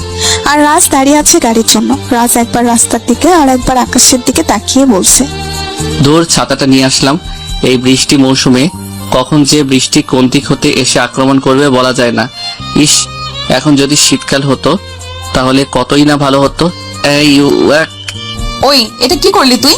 প্রতিশোধ নিয়েছি। কিসের? দেখতে পাচ্ছেন না কিসের প্রতিশোধ নিয়েছি? বুঝতে পারছেন না কিছু? বলছি শুনুন তাহলে। রাজ যখন রাস্তার পাশে দাঁড়িয়েছিল গাড়ির জন্য তখন রিমি ওই রাস্তা দিয়ে যাচ্ছিল। রিমি রাজকে দাঁড়িয়ে থাকতে দেখে ইচ্ছে করে রাস্তার পাশে জমে থাকা পানিতে চাকা নামিয়ে রাজের শরীরে কাদা ছিটিয়ে দিল। রাজও পাশে পড়ে থাকা ইটের টুকরো তুলে রিমির গাড়িতে ছুঁড়ে মারে আর গাড়ির পেছনের গ্লাস ভেঙে যায়। রাজ বলছে, বেশি কথা বললে কিন্তু এই কাদা মাখা শরীরে জড়িয়ে ধরবো। এই ইয়াক, দূরে যা। দুইজনে যখন ঝগড়া চলছিল তখন রাজ আর রিমি কয়েকজন লোকের চিৎকার শুনতে পায়। রাজ ও রিমি লোকদের দিকে তাকিয়ে কিছু বুঝতে পারে না। তখন রাজ আর রিমি রাস্তার দিকে তাকায়। তখন রাজ রিমিকে রাস্তা দিয়ে সরিয়ে দৌড় দিল। রিমি নিজেকে সামনে নিয়ে রাজের দিকে ফিরে কিছু বলতে যাবে তখন রিমি দেখতে পায় রাজ রাস্তার মাঝ দিয়ে দৌড়াচ্ছে আর উল্টো দিক থেকে গাড়ি আসছে। গাড়ি যখন রাজের খুব কাছাকাছি তখন রিমি কানে হাত দিয়ে চোখ বন্ধ করে নেয়। কিছু সময় পর রিমি চোখ খুলে সামনে তাকিয়ে দেখতে পায় রাস্তায় অনেক লোক জড়ো হয়ে আছে। রিমিও সেখানে গিয়ে দেখতে পায়। সেখানে গিয়ে ভিড় ঠেলে ভেতরে যেতেই দেখতে পেলাম রাজ একটা বাচ্চা ছেলের সাথে কথা বলছে। কিছুক্ষণ সময় পর বাচ্চার মা এসে রাজকে ধন্যবাদ দিয়ে বাচ্চাটাকে নিয়ে যায়। রাজ আমাকে দেখতে পেয়ে আমার সামনে এসে বলে, সরি, আপনাকে তখন আমার কাদা মাখতো হাত দিয়ে ধাক্কা দেওয়ার জন্য। আসলে বাচ্চাটা তখন রাস্তা চলে এসেছিল যার জন্য। আচ্ছা ঠিক আছে, আমি তেমন কিছু মনে করিনি। রিমি দেখতে পায় রাজের হাত এবং মাথা ফেটে গেছে। তখন রিমি বলে, তোমার তো রক্ত পড়ছে, তুমি হাসপাতালে চলো। আরে তেমন কিছু হয়নি, এইগুলো তো সামান্য। আগে কত, বাদ দিন, আসি আমি, আর আপনিও ফ্রেশ হয়ে নিবেন। তো আরে আজব মানুষ তো, বলছি না রক্ত পড়ছে, তাহলে এত কথা কেন বলছো? চলো তো আমার সাথে, চলো। আরে কোনো কথা নয়। কিন্তু আমার শরীরে তো ময়লা, আপনার গাড়ি তাহলে ময়লা হয়ে যাবে তো। আমার কাছে একজন মানুষের জীবনের মূল্য অনেক বেশি, গাড়ির মূল্য না। ওঠো গাড়িতে। রাজ আর কোনো কথা বললো না। রিমি রাজকে গাড়িতে বসিয়ে চালানো শুরু করলো। হাসপাতালে এসে রাজের হাত এবং মাথায় ব্যান্ডেজ করিয়ে রাজকে নিয়ে বের হয়। তখন রাজ বলে, আপনার তো আমার জন্য অনেক টাকা খরচ হয়ে গেল। আমি আপনাকে মানা করলাম, আপনি শুধু শুধু এত কি। তো কি হয়েছে? আমি আপনার গাড়ির গ্লাস ভেঙে ফেললাম, তারপর আপনি আমায় চিকিৎসা করালেন। ভুল তো তোমার একার ছিল না, ভুল আমারও ছিল। চলো তোমায় বাসায় নামিয়ে দেই। না লাগবে না, আমি যেতে পারবো একা একা। আচ্ছা, তোমার ঘাড়ের সব কয়টা রক কি বাঁকা? সবসময় তো না না করো কেন? রগ বাঁকা হতে যাবে কেন? আপনি যে আমার মতো একজন গরিবের জন্য এত কিছু করলেন, এটাই তো অনেক আমার কাছে। এত না না করো কেন বলতে পারো? আমাকে কাজে যেতে হবে, তাই মানা করেছি আপনাকে। আমাকে সামনের মোড়ে নামিয়ে দিন আপনি। এই অবস্থায় কাজে যাবে তুমি? কাজ করলে টাকা পাই, আর সেই টাকা দিয়ে নিজের পেট চালাই। কাজে না গেলে কে আমাকে এমনি এমনি টাকা দিবে শুনি? তুমি বাসায় যাও, আজকে কাজ করতে হবে না। কাজ না করলে বেতন পাবো কোথা থেকে? ওয়েট, দাঁড়াও। হ্যালো বাবা। রিমি তার বাবার সাথে কথা বলে ফোন রাখার কিছুক্ষণ পর রাহুলের ফোন বেজে ওঠে। রাহুলের ফোন রিসিভ করে বলে, হ্যালো। জি স্যার। আচ্ছা স্যার। কি কাজে যাওয়া লাগবে তোমার এখন? না, কল দিয়ে আজকে যেতে মানা করলো। রাহুল রিমির সাথে রিমির গাড়ি করে বাসায় ফিরে আসে। রাতের বেলা রাজ রবিনকে কল দিল। কিরে, কি করছিস? বসে আছি, তুই? আমি ওরে। রাত শোন, আমাকে না 1 সপ্তাহ বাড়িতে থাকতে হবে। বাড়িতে অনেক কাজ, আর আমি অফিস থেকে ছুটি নিয়েছি। আমি বাসায় বসে সবকিছু দেখছি। আচ্ছা, আঙ্কেল আর আন্টি কেমন আছে? বাবা মা ভালোই আছে। আচ্ছা, পরে কথা হবে। রাজ ফোন রাখতেই একটা আননোন নাম্বার থেকে রাজের ফোন আসে। রাজ কল রিসিভ করে বলে, হ্যালো, কে বলছেন? আমি বলছি। আমিটা আবার কেমন নাম? আমি রিমি বলছি। এই, আপনি আমার নাম্বার পেলেন কোথা থেকে? পেয়েছি রাস্তার পাশে একটা বিদ্যুতের খাম্বাতে। কেন কল দিয়েছেন?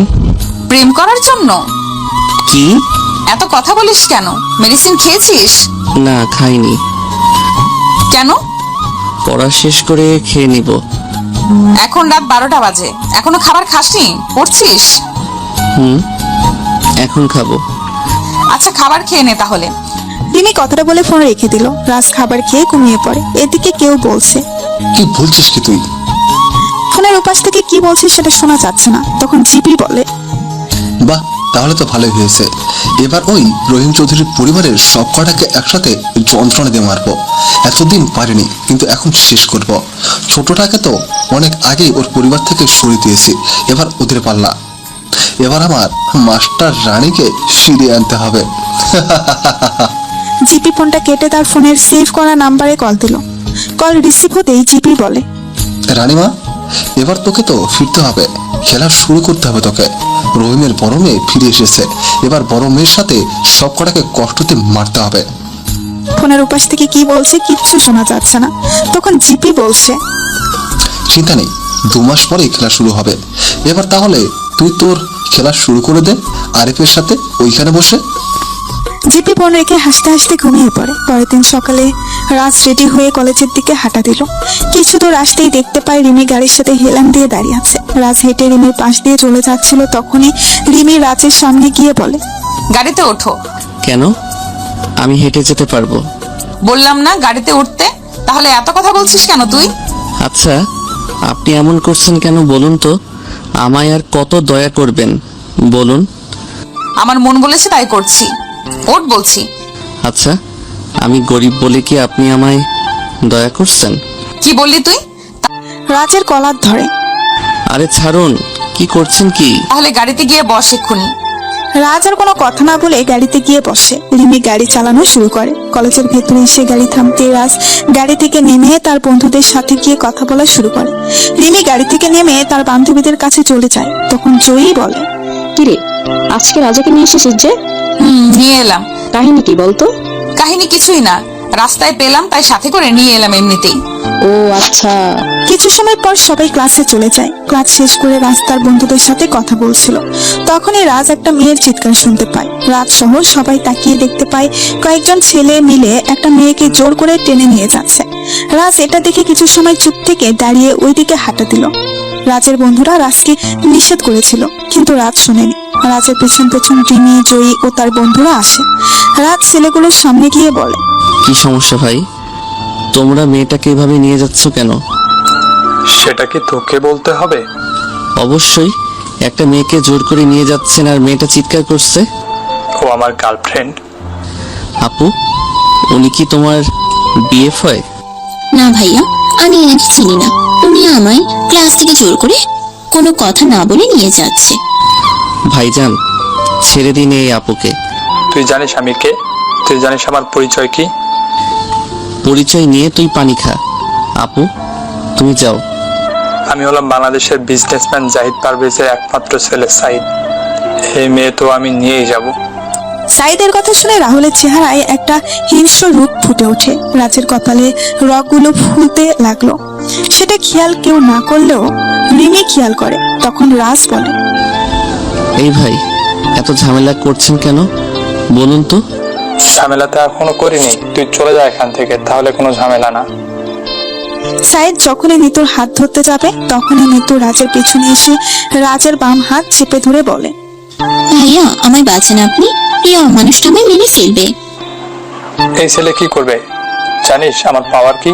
তোকে তো আমি বিয়ে করব, যদি না পারি তাহলে তোকে আমার এক রাতের জন্য হলেও চাই। চল তুই সাইদ যখন নিতুর হাত ধরতে যাবে তখন রাজ সাইদের ডান হাত মুচড়ে দিয়ে চেপে ধরে। আপুটা যখন চাইছে না তোর সাথে যেতে, তাহলে জোর করছিস কেন? তোদের মতো ছেলেদের কারণে মেয়েরা বাইরে চলাচল করতে পারে না। মন তো চাচ্ছে তোর চোখের মণিগুলো বের করে নেই। এত সুন্দর মেয়ের সাথে এত সুন্দর। না, তোকে তোর ভাষায় বোঝাতে হবে দেখছি। রাজ কথাটা বলে সাইদও তার সাথে সবাইকে মারতে লাগলো। সাইদকে মেরে মাটিতে ফেলে রেখে রাজ নিতুকে নিয়ে সেখান থেকে চলে যায়। রাজ নিতুকে জিজ্ঞাসা করে, আপু তুমি ছেলেটাকে চিনো? আমার বাবার বন্ধুর ছেলে, ওই ছেলেটা খারাপ ছেলে। আপু তুমি এখন বাসায় যেতে পারো। ধন্যবাদ ভাইয়া। নিতু চলে গেলে রাজও পেছনে ঘুরে যেই সামনে হাঁটতে যাবে তখন রিমি বলে, ওয়েট নায়ক সাহেব, নায়ক মানে? কালকে একটা বাচ্চার প্রাণ বাঁচালে আর আজকে একটা মেয়েকে বাঁচালে, তাই বললাম। কালকে যেটা করেছে সেটা আমার দায়িত্ব ছিল, আজকে ও যা করছিস সেটাও আমার দায়িত্ব ছিল। বুঝলাম। আমি কি যেতে পারি এখন? আমি কি জড়িয়ে ধরেছি তোমায়? রাজ পাশ কাটিয়ে সামনের দিকে হাঁটা দিল আর মনে মনে বলে, এই মেয়ের মাথায় সমস্যা আছে নিশ্চয়ই, না হলে কি সব আবল তাবল কথা বলে। এর থেকে দূরে থাকতে হবে, এদের মতো বড়লোকদের বিশ্বাস করতে নেই। এইদিকে সাইদকে তার কয়েকজন সহযোগী হাসপাতালে নিয়ে যায়। কিছু সময় পর জিপি চলে আসে হাসপাতালে আর জিজ্ঞেস করে সাইদের এমন অবস্থা কে করলো। তখন সবাই কলেজের সবকিছু খুলে বলে। হঠাৎ করে জিপি এর ফোন বেজে উঠলো। জিপি কল রিসিভ করে বলে, হ্যাঁ রানীমা বল। সাইদকে কল দিয়েছি কিন্তু কল রিসিভ করছে না কেন? আর কাজের আপডেট কি? রানীমা তোকে যে এখনই দেশে আসতে হবে রে। সাইদ আজকে গিয়েছিল নিতুর কলেজে, কিন্তু একটা ছেলে সাইদকে খুব বাজেভাবে মেরেছে আর ডাক্তার বলেছে সাইদ কমায় চলে গেছে। কি? কার এত সাহস যে আমার ভাইয়ের গায়ে হাত দেয়? ছেলেটার সম্পর্কে কেউ কিছু জানে না। আর শোন, আর 1 মাস পর মাইনিং ও পাথরের সবচেয়ে বড় টেন্ডার পাস হবে। আমাদের যা করার তা এখন থেকে শুরু করতে হবে। এখন থেকে চৌধুরী কোম্পানির ধ্বংস শুরু করতে হবে এবং ওদের থেকে সবচেয়ে বড় অ্যামাউন্ট আমাদের কাউন্ট করতে হবে। আমি আসছি বাবা, কালকে সকালেই আসছি। 20 বছর ধরে এই টেন্ডারটার জন্য এত কিছু করা, এটা আমাদের পেতেই হবে। শোন মা। হ্যাঁ বাবা বলো। আমি শুনেছি একটা নতুন কোম্পানিও নাকি টেন্ডার জমা দেবে। এখন বাজেট কত হতে হবে? আমি যেমন বলি তেমন করো, এতে করে আমাদের বেশি টাকা খরচ করতে হবে না। তার জন্য তুমি একজন ইনভেস্টর প্রয়োজন, যা তোমাকে এই 1 মাসের ভিতরে খুঁজে বের করতে হবে। আর একটা কথা বাবা, পারবে তো তুমি? হ্যাঁ হয়ে যাবে, তুই কালকে এসে তুই সুসংবাদ পেয়ে যাবি। জেপি ফোনটা রেখে হাসপাতালে ওয়েটিং রুমে বসে আছে। এদিকে রানীমা তার লোকদের ফোন দিয়ে বলে, কাজে নেমে পড়ো সবাই, আমি কালকেই যেন একটা সুসংবাদ পেয়ে যাই। আমি দেশে আসছি আর ওদের টেন্ডারের সকল ইনফরমেশন আমার চাই। ওরা কত টাকা কাউন্ট করবে সেটা আমাকে জানাতে হবে। আর শোন, তোদের কাজে কেউ কোনো ঝামেলা সৃষ্টি করলে তাকে মেরে শুয়ে দিবি। এইদিকে আরিফ বাসায় এসে ফ্রেশ হয়ে নিচে গিয়ে তার বাবার সাথে খাবার টেবিলে বসে তার বাবাকে বলে, বাবা আর 1 মাস পর টেন্ডার পাস হবে, কিন্তু আমাদের টেন্ডার জমা হয়নি এখনো। কত টাকার বাজেট হবে? 6,500 কোটি টাকা, তবে খুব সাবধানে জমা করবে। জাহিদ কিন্তু আমার প্রতিদ্বন্দ্বী। জাহিদ যেন কিছুতেই জানতে না পারে মিটিং এর পাথরের ক্যারিং থেকে আমাদের 90% টাকা আসে। ব্যবসায়ী জগতে আমাদের শত্রুর কোনো অভাব নেই। আচ্ছা বাবা। বাবা আর 1 মাস পর রাহুলের জন্মদিন, তাই ভাবছিলাম। হ্যাঁ বৌমা করো, যা করেছি ছেলেটার সাথে আমরা, এতে করে যদি নিজের পাপের শাস্তিটা যদি কিছুটা কমে। জানি আমার শাস্তি হয়তো কমবে না কখনো। কথাগুলো বলে রাহুলের বাবা চোখের জল মুছে খাবার টেবিল ছেড়ে উঠে পড়েন আর আরিফ তার খাবার খেয়ে চলে যায়। নিপুণ তার শাশুড়ির রুমে গিয়ে বলে, মা চলুন, খাবার খেয়ে নেবেন। আমার খিদে নেই বৌমা, তুমি খেয়ে নাও। মা, নিজেকে আর কত এভাবে কষ্ট দিবেন? যতদিন আমার মৃত্যু না হয় ততদিন নিজেকে কষ্ট দিব এভাবে। আমি আমার ভুলের জন্য নিজের ছেলেকে হারিয়েছি, তাই নিজেকে শাস্তি দিচ্ছি। এতদিন হয়ে গেল আমার মেয়েটাও আমার সাথে কথা বলে না, আমি দেখা করতে গেলে আমার সাথে দেখা করে না। সবই আমার পাপের শাস্তি। মা চলুন, খেয়ে নেবেন অল্প করে। না বৌমা, আমার খিদে নেই। নিপুণ রুম থেকে বের হয়ে সোফায় বসে কল দিল নিপার নাম্বারে। কিছু সময় পর নিপা কল রিসিভ করে বলে, হ্যাঁ নিপুণ বলো। আপু কেমন আছেন? আছি ভালোই, তুমি কেমন আছো? আছি ভালো আপু। সৌরভ কেমন আছে? ভালো আছে আপু। আপু, একটা কথা বলার ছিল। হ্যাঁ বলো। আপু, আপনি যদি বাড়িতে আসতেন একবার। মা বাবা খাবার খাওয়া ছেড়ে দিয়েছে, বলতে গেলে মা বাবার শরীরের অবস্থাও ভালো না। আরিফ এখনই সবকিছুর দেখাশোনা করছে। নিপুণ সবকিছু জানার পরেও তুমি কি করে বলতে পারছো আমায়? আপু, কি করব বলুন, মা বাবার কষ্ট সহ্য হচ্ছে না। রাহুলকে যে আমি নিজের ছোট ভাই মনে করতাম, কিন্তু আপু, আর 1 মাস পর রাহুলের জন্মদিন, আপনি আসবেন তো? দেখি, ভালো থেকো। নিপুণ কল রেখে অল্প কিছু খাবার খেয়ে ঘুমিয়ে পড়ে। পরের দিন সকালে রাজ ঘুম থেকে উঠে নাস্তা করে পড়তে বসে। পড়া শেষ করে রেডি হয়ে কলেজের উদ্দেশ্যে বের হয় বাসা থেকে। রাজ বাসা থেকে কিছু দূর আসার পর হুট করে একটা গাড়ি এসে রাজকে ধাক্কা দিল, আর রাজ গাছের গুড়ির সাথে বাড়ি খেয়ে ছিটকে গিয়ে রাস্তার পাশে পড়ে। গাড়ি থেকে কয়েকজন লোক নেমে এসে রাজের পাশে দাঁড়ায়। লোকগুলো রাজের রক্তাক্ত ছবি তুলে নিয়ে কিছুক্ষণ পর লোকগুলো চলে যায়। রাজকে রিমি কল দিয়ে যাচ্ছেন, কিন্তু ফোন রিসিভ হচ্ছে না। একদিন পর রাজের জ্ঞান ফিরছে। রাজ পাশে তাকিয়ে দেখতে পায় রাজের পাশে রবিন আর রিমি বসে আছে। তখন রাজ বলে, কিরে রবিন, তুই এখানে কেন? তোর জ্ঞান ফিরেছে, তারা আমি ডাক্তার নিয়ে আসছি। এখন কেমন লাগছে তোমার? ভালো। যাক বাবা। এই যে ম্যাম, আপনি এখানে কি করে? চোখ মুখ ফ্যাকাশে হয়ে আছে কেন? কি হলো, কথা বলছেন না কেন? আমি এখানে থাকলে কি সমস্যা হবে? এত তেরা তেরা কথা বলেন কেন? আসুন ডাক্তার, আসুন। ডাক্তার এসে রাহুলকে দেখে পরীক্ষা করে চলে যায়। তখন রবিন বলে, এখন বলতো কি করে হলো এমনটা? আরে আমি কলেজে আসছিলাম, তখনই হঠাৎ করে একটা গাড়ি এসে আমায় ধাক্কা মারে। আর আমি কি জানি একটার সাথে ধাক্কা খেলাম, তারপর বলতে পারি না কিছুই। দেখে শুনে চলাফেরা করবি না। আমাকে দেখে তোর বাচ্চা মনে হয় কি রবিন? বাচ্চা না হলে এমন হতো নাকি? এই রবিন, এই বদমেজাজি মেয়ে এখানে কেন? কি বললি তুই? আমি বদমেজাজি? হ্যাঁ বলেছি। কি করবি? তোরে আমি কাঁচা খেয়ে ফেলবো কিন্তু। তোকে বদমেজাজি মেয়ে বলা ভুল হয়েছে আমার। তুই তো আস্ত একটা রাক্ষসী মেয়ে। সারা আজকে তোরে। আয় এদিকে, তোকে তো আমি। এই চুপ, একদম চুপ। কি শুরু করেছিস তোরা বাচ্চাদের মতো? রাজ রিমি না থাকলে কি হতো তোর? মানে উনি না থাকলে কি হতো? রবিন বাদ দে না। রিমি তোকে হাসপাতালে নিয়ে এসেছে খুব বাজে অবস্থায়, আর তারপর বাসুরি থেকে আমার নাম্বার নিয়ে আমাকে কল দিয়ে আসতে বলল। তার মানে ওই রাক্ষসী মেয়ে কি আমাকে? রবিন তোকে বলেছিলাম ওরা না বলতে। দেখছিস না কেমন করে আমায় দোষী মনে করছে? এই জন্যই কথায় বলে মানুষের ভালো করতে নেই। রাক্ষসী মেয়ে মানুষের ভালো করেছে, এটা লোকে শুনলে হাসবে। রবিন আমি গেলাম। রিমি কথাগুলো বলে কেবিন থেকে বের হয়ে যায়। তখন রবিন রাজের পাশে বসে বলে, মেয়েটা তোর জন্য এত কিছু করলো, আর তুই মেয়েটাকে কথা শুনিয়ে দিলি? ওর রাগানির চেহারা দেখতে আমার ভালো লাগে, তাই ওকে রাগালাম। চিন্তা করিস না, কালকে সকালে চলে আসবে। জানিস তোর এমন রক্তাক্ত অবস্থা দেখে রিমি কান্না করেছিল। তুই জানলি কেমনে? রিমি আমায় কল করে কান্না করে বলছিল তোর অ্যাক্সিডেন্টের কথা। আমিও তোর এমন খবর শুনে কাজ ফেলে এখানে চলে আসি। তাহলে কি বেশি বেশি করে ফেললাম? করেছিস। আচ্ছা বলতো কে এমন কাজটা করলো? জানি না, তবে তবে কি?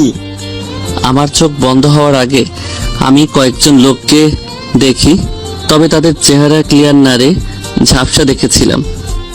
রাস্তা হলে কি? হতেও পারে। ওই দিকের কি খবর বলতো? খবর ভালো না রে, কেউ ভালো নেই, তবে একটা খুশির খবর আছে তোর জন্য। কি? মামা বাসায় এসেছিলেন এবং তার সাথে তার বড় বাগ্নি এসেছিল। কি তুই সত্যি বলছিস তো? হ্যাঁ রে। রাজ আর রবিন যখন কথা বলছিল তখন রবিনের ফোন বেজে ওঠে। রবিন ফোন নিয়ে বাহিরে চলে যায়। রবিন কল রিসিভ করে বলে, হ্যাঁ বল। ওপাশ থেকে কি বলছে কিচ্ছু শোনা যাচ্ছে না। রবিন হঠাৎ করে চিৎকার দিয়ে বলে, কি বলছো কি? আমি তো কালকে আসার সময় ও সবাইকে বাসায় দেখলাম, তাহলে বাসার বাইরে মানে? এক রাতের ভিতরে কি এমন হলো সবাই যে বাসা থেকে বের হয়ে গেলেন? রবিন ফোনের উপাস থেকে সব শুনে ফোন কেটে দিয়ে রুমের ভেতরে প্রবেশ করে আর পায়চারি করতে লাগলো। রাজ রবিনকে রাগান্বিত দেখে বলে, কি হয়েছে? তুই এমন রেগে আছিস কেন? কিছু না। রবিন, কি হয়েছে আমায় বল।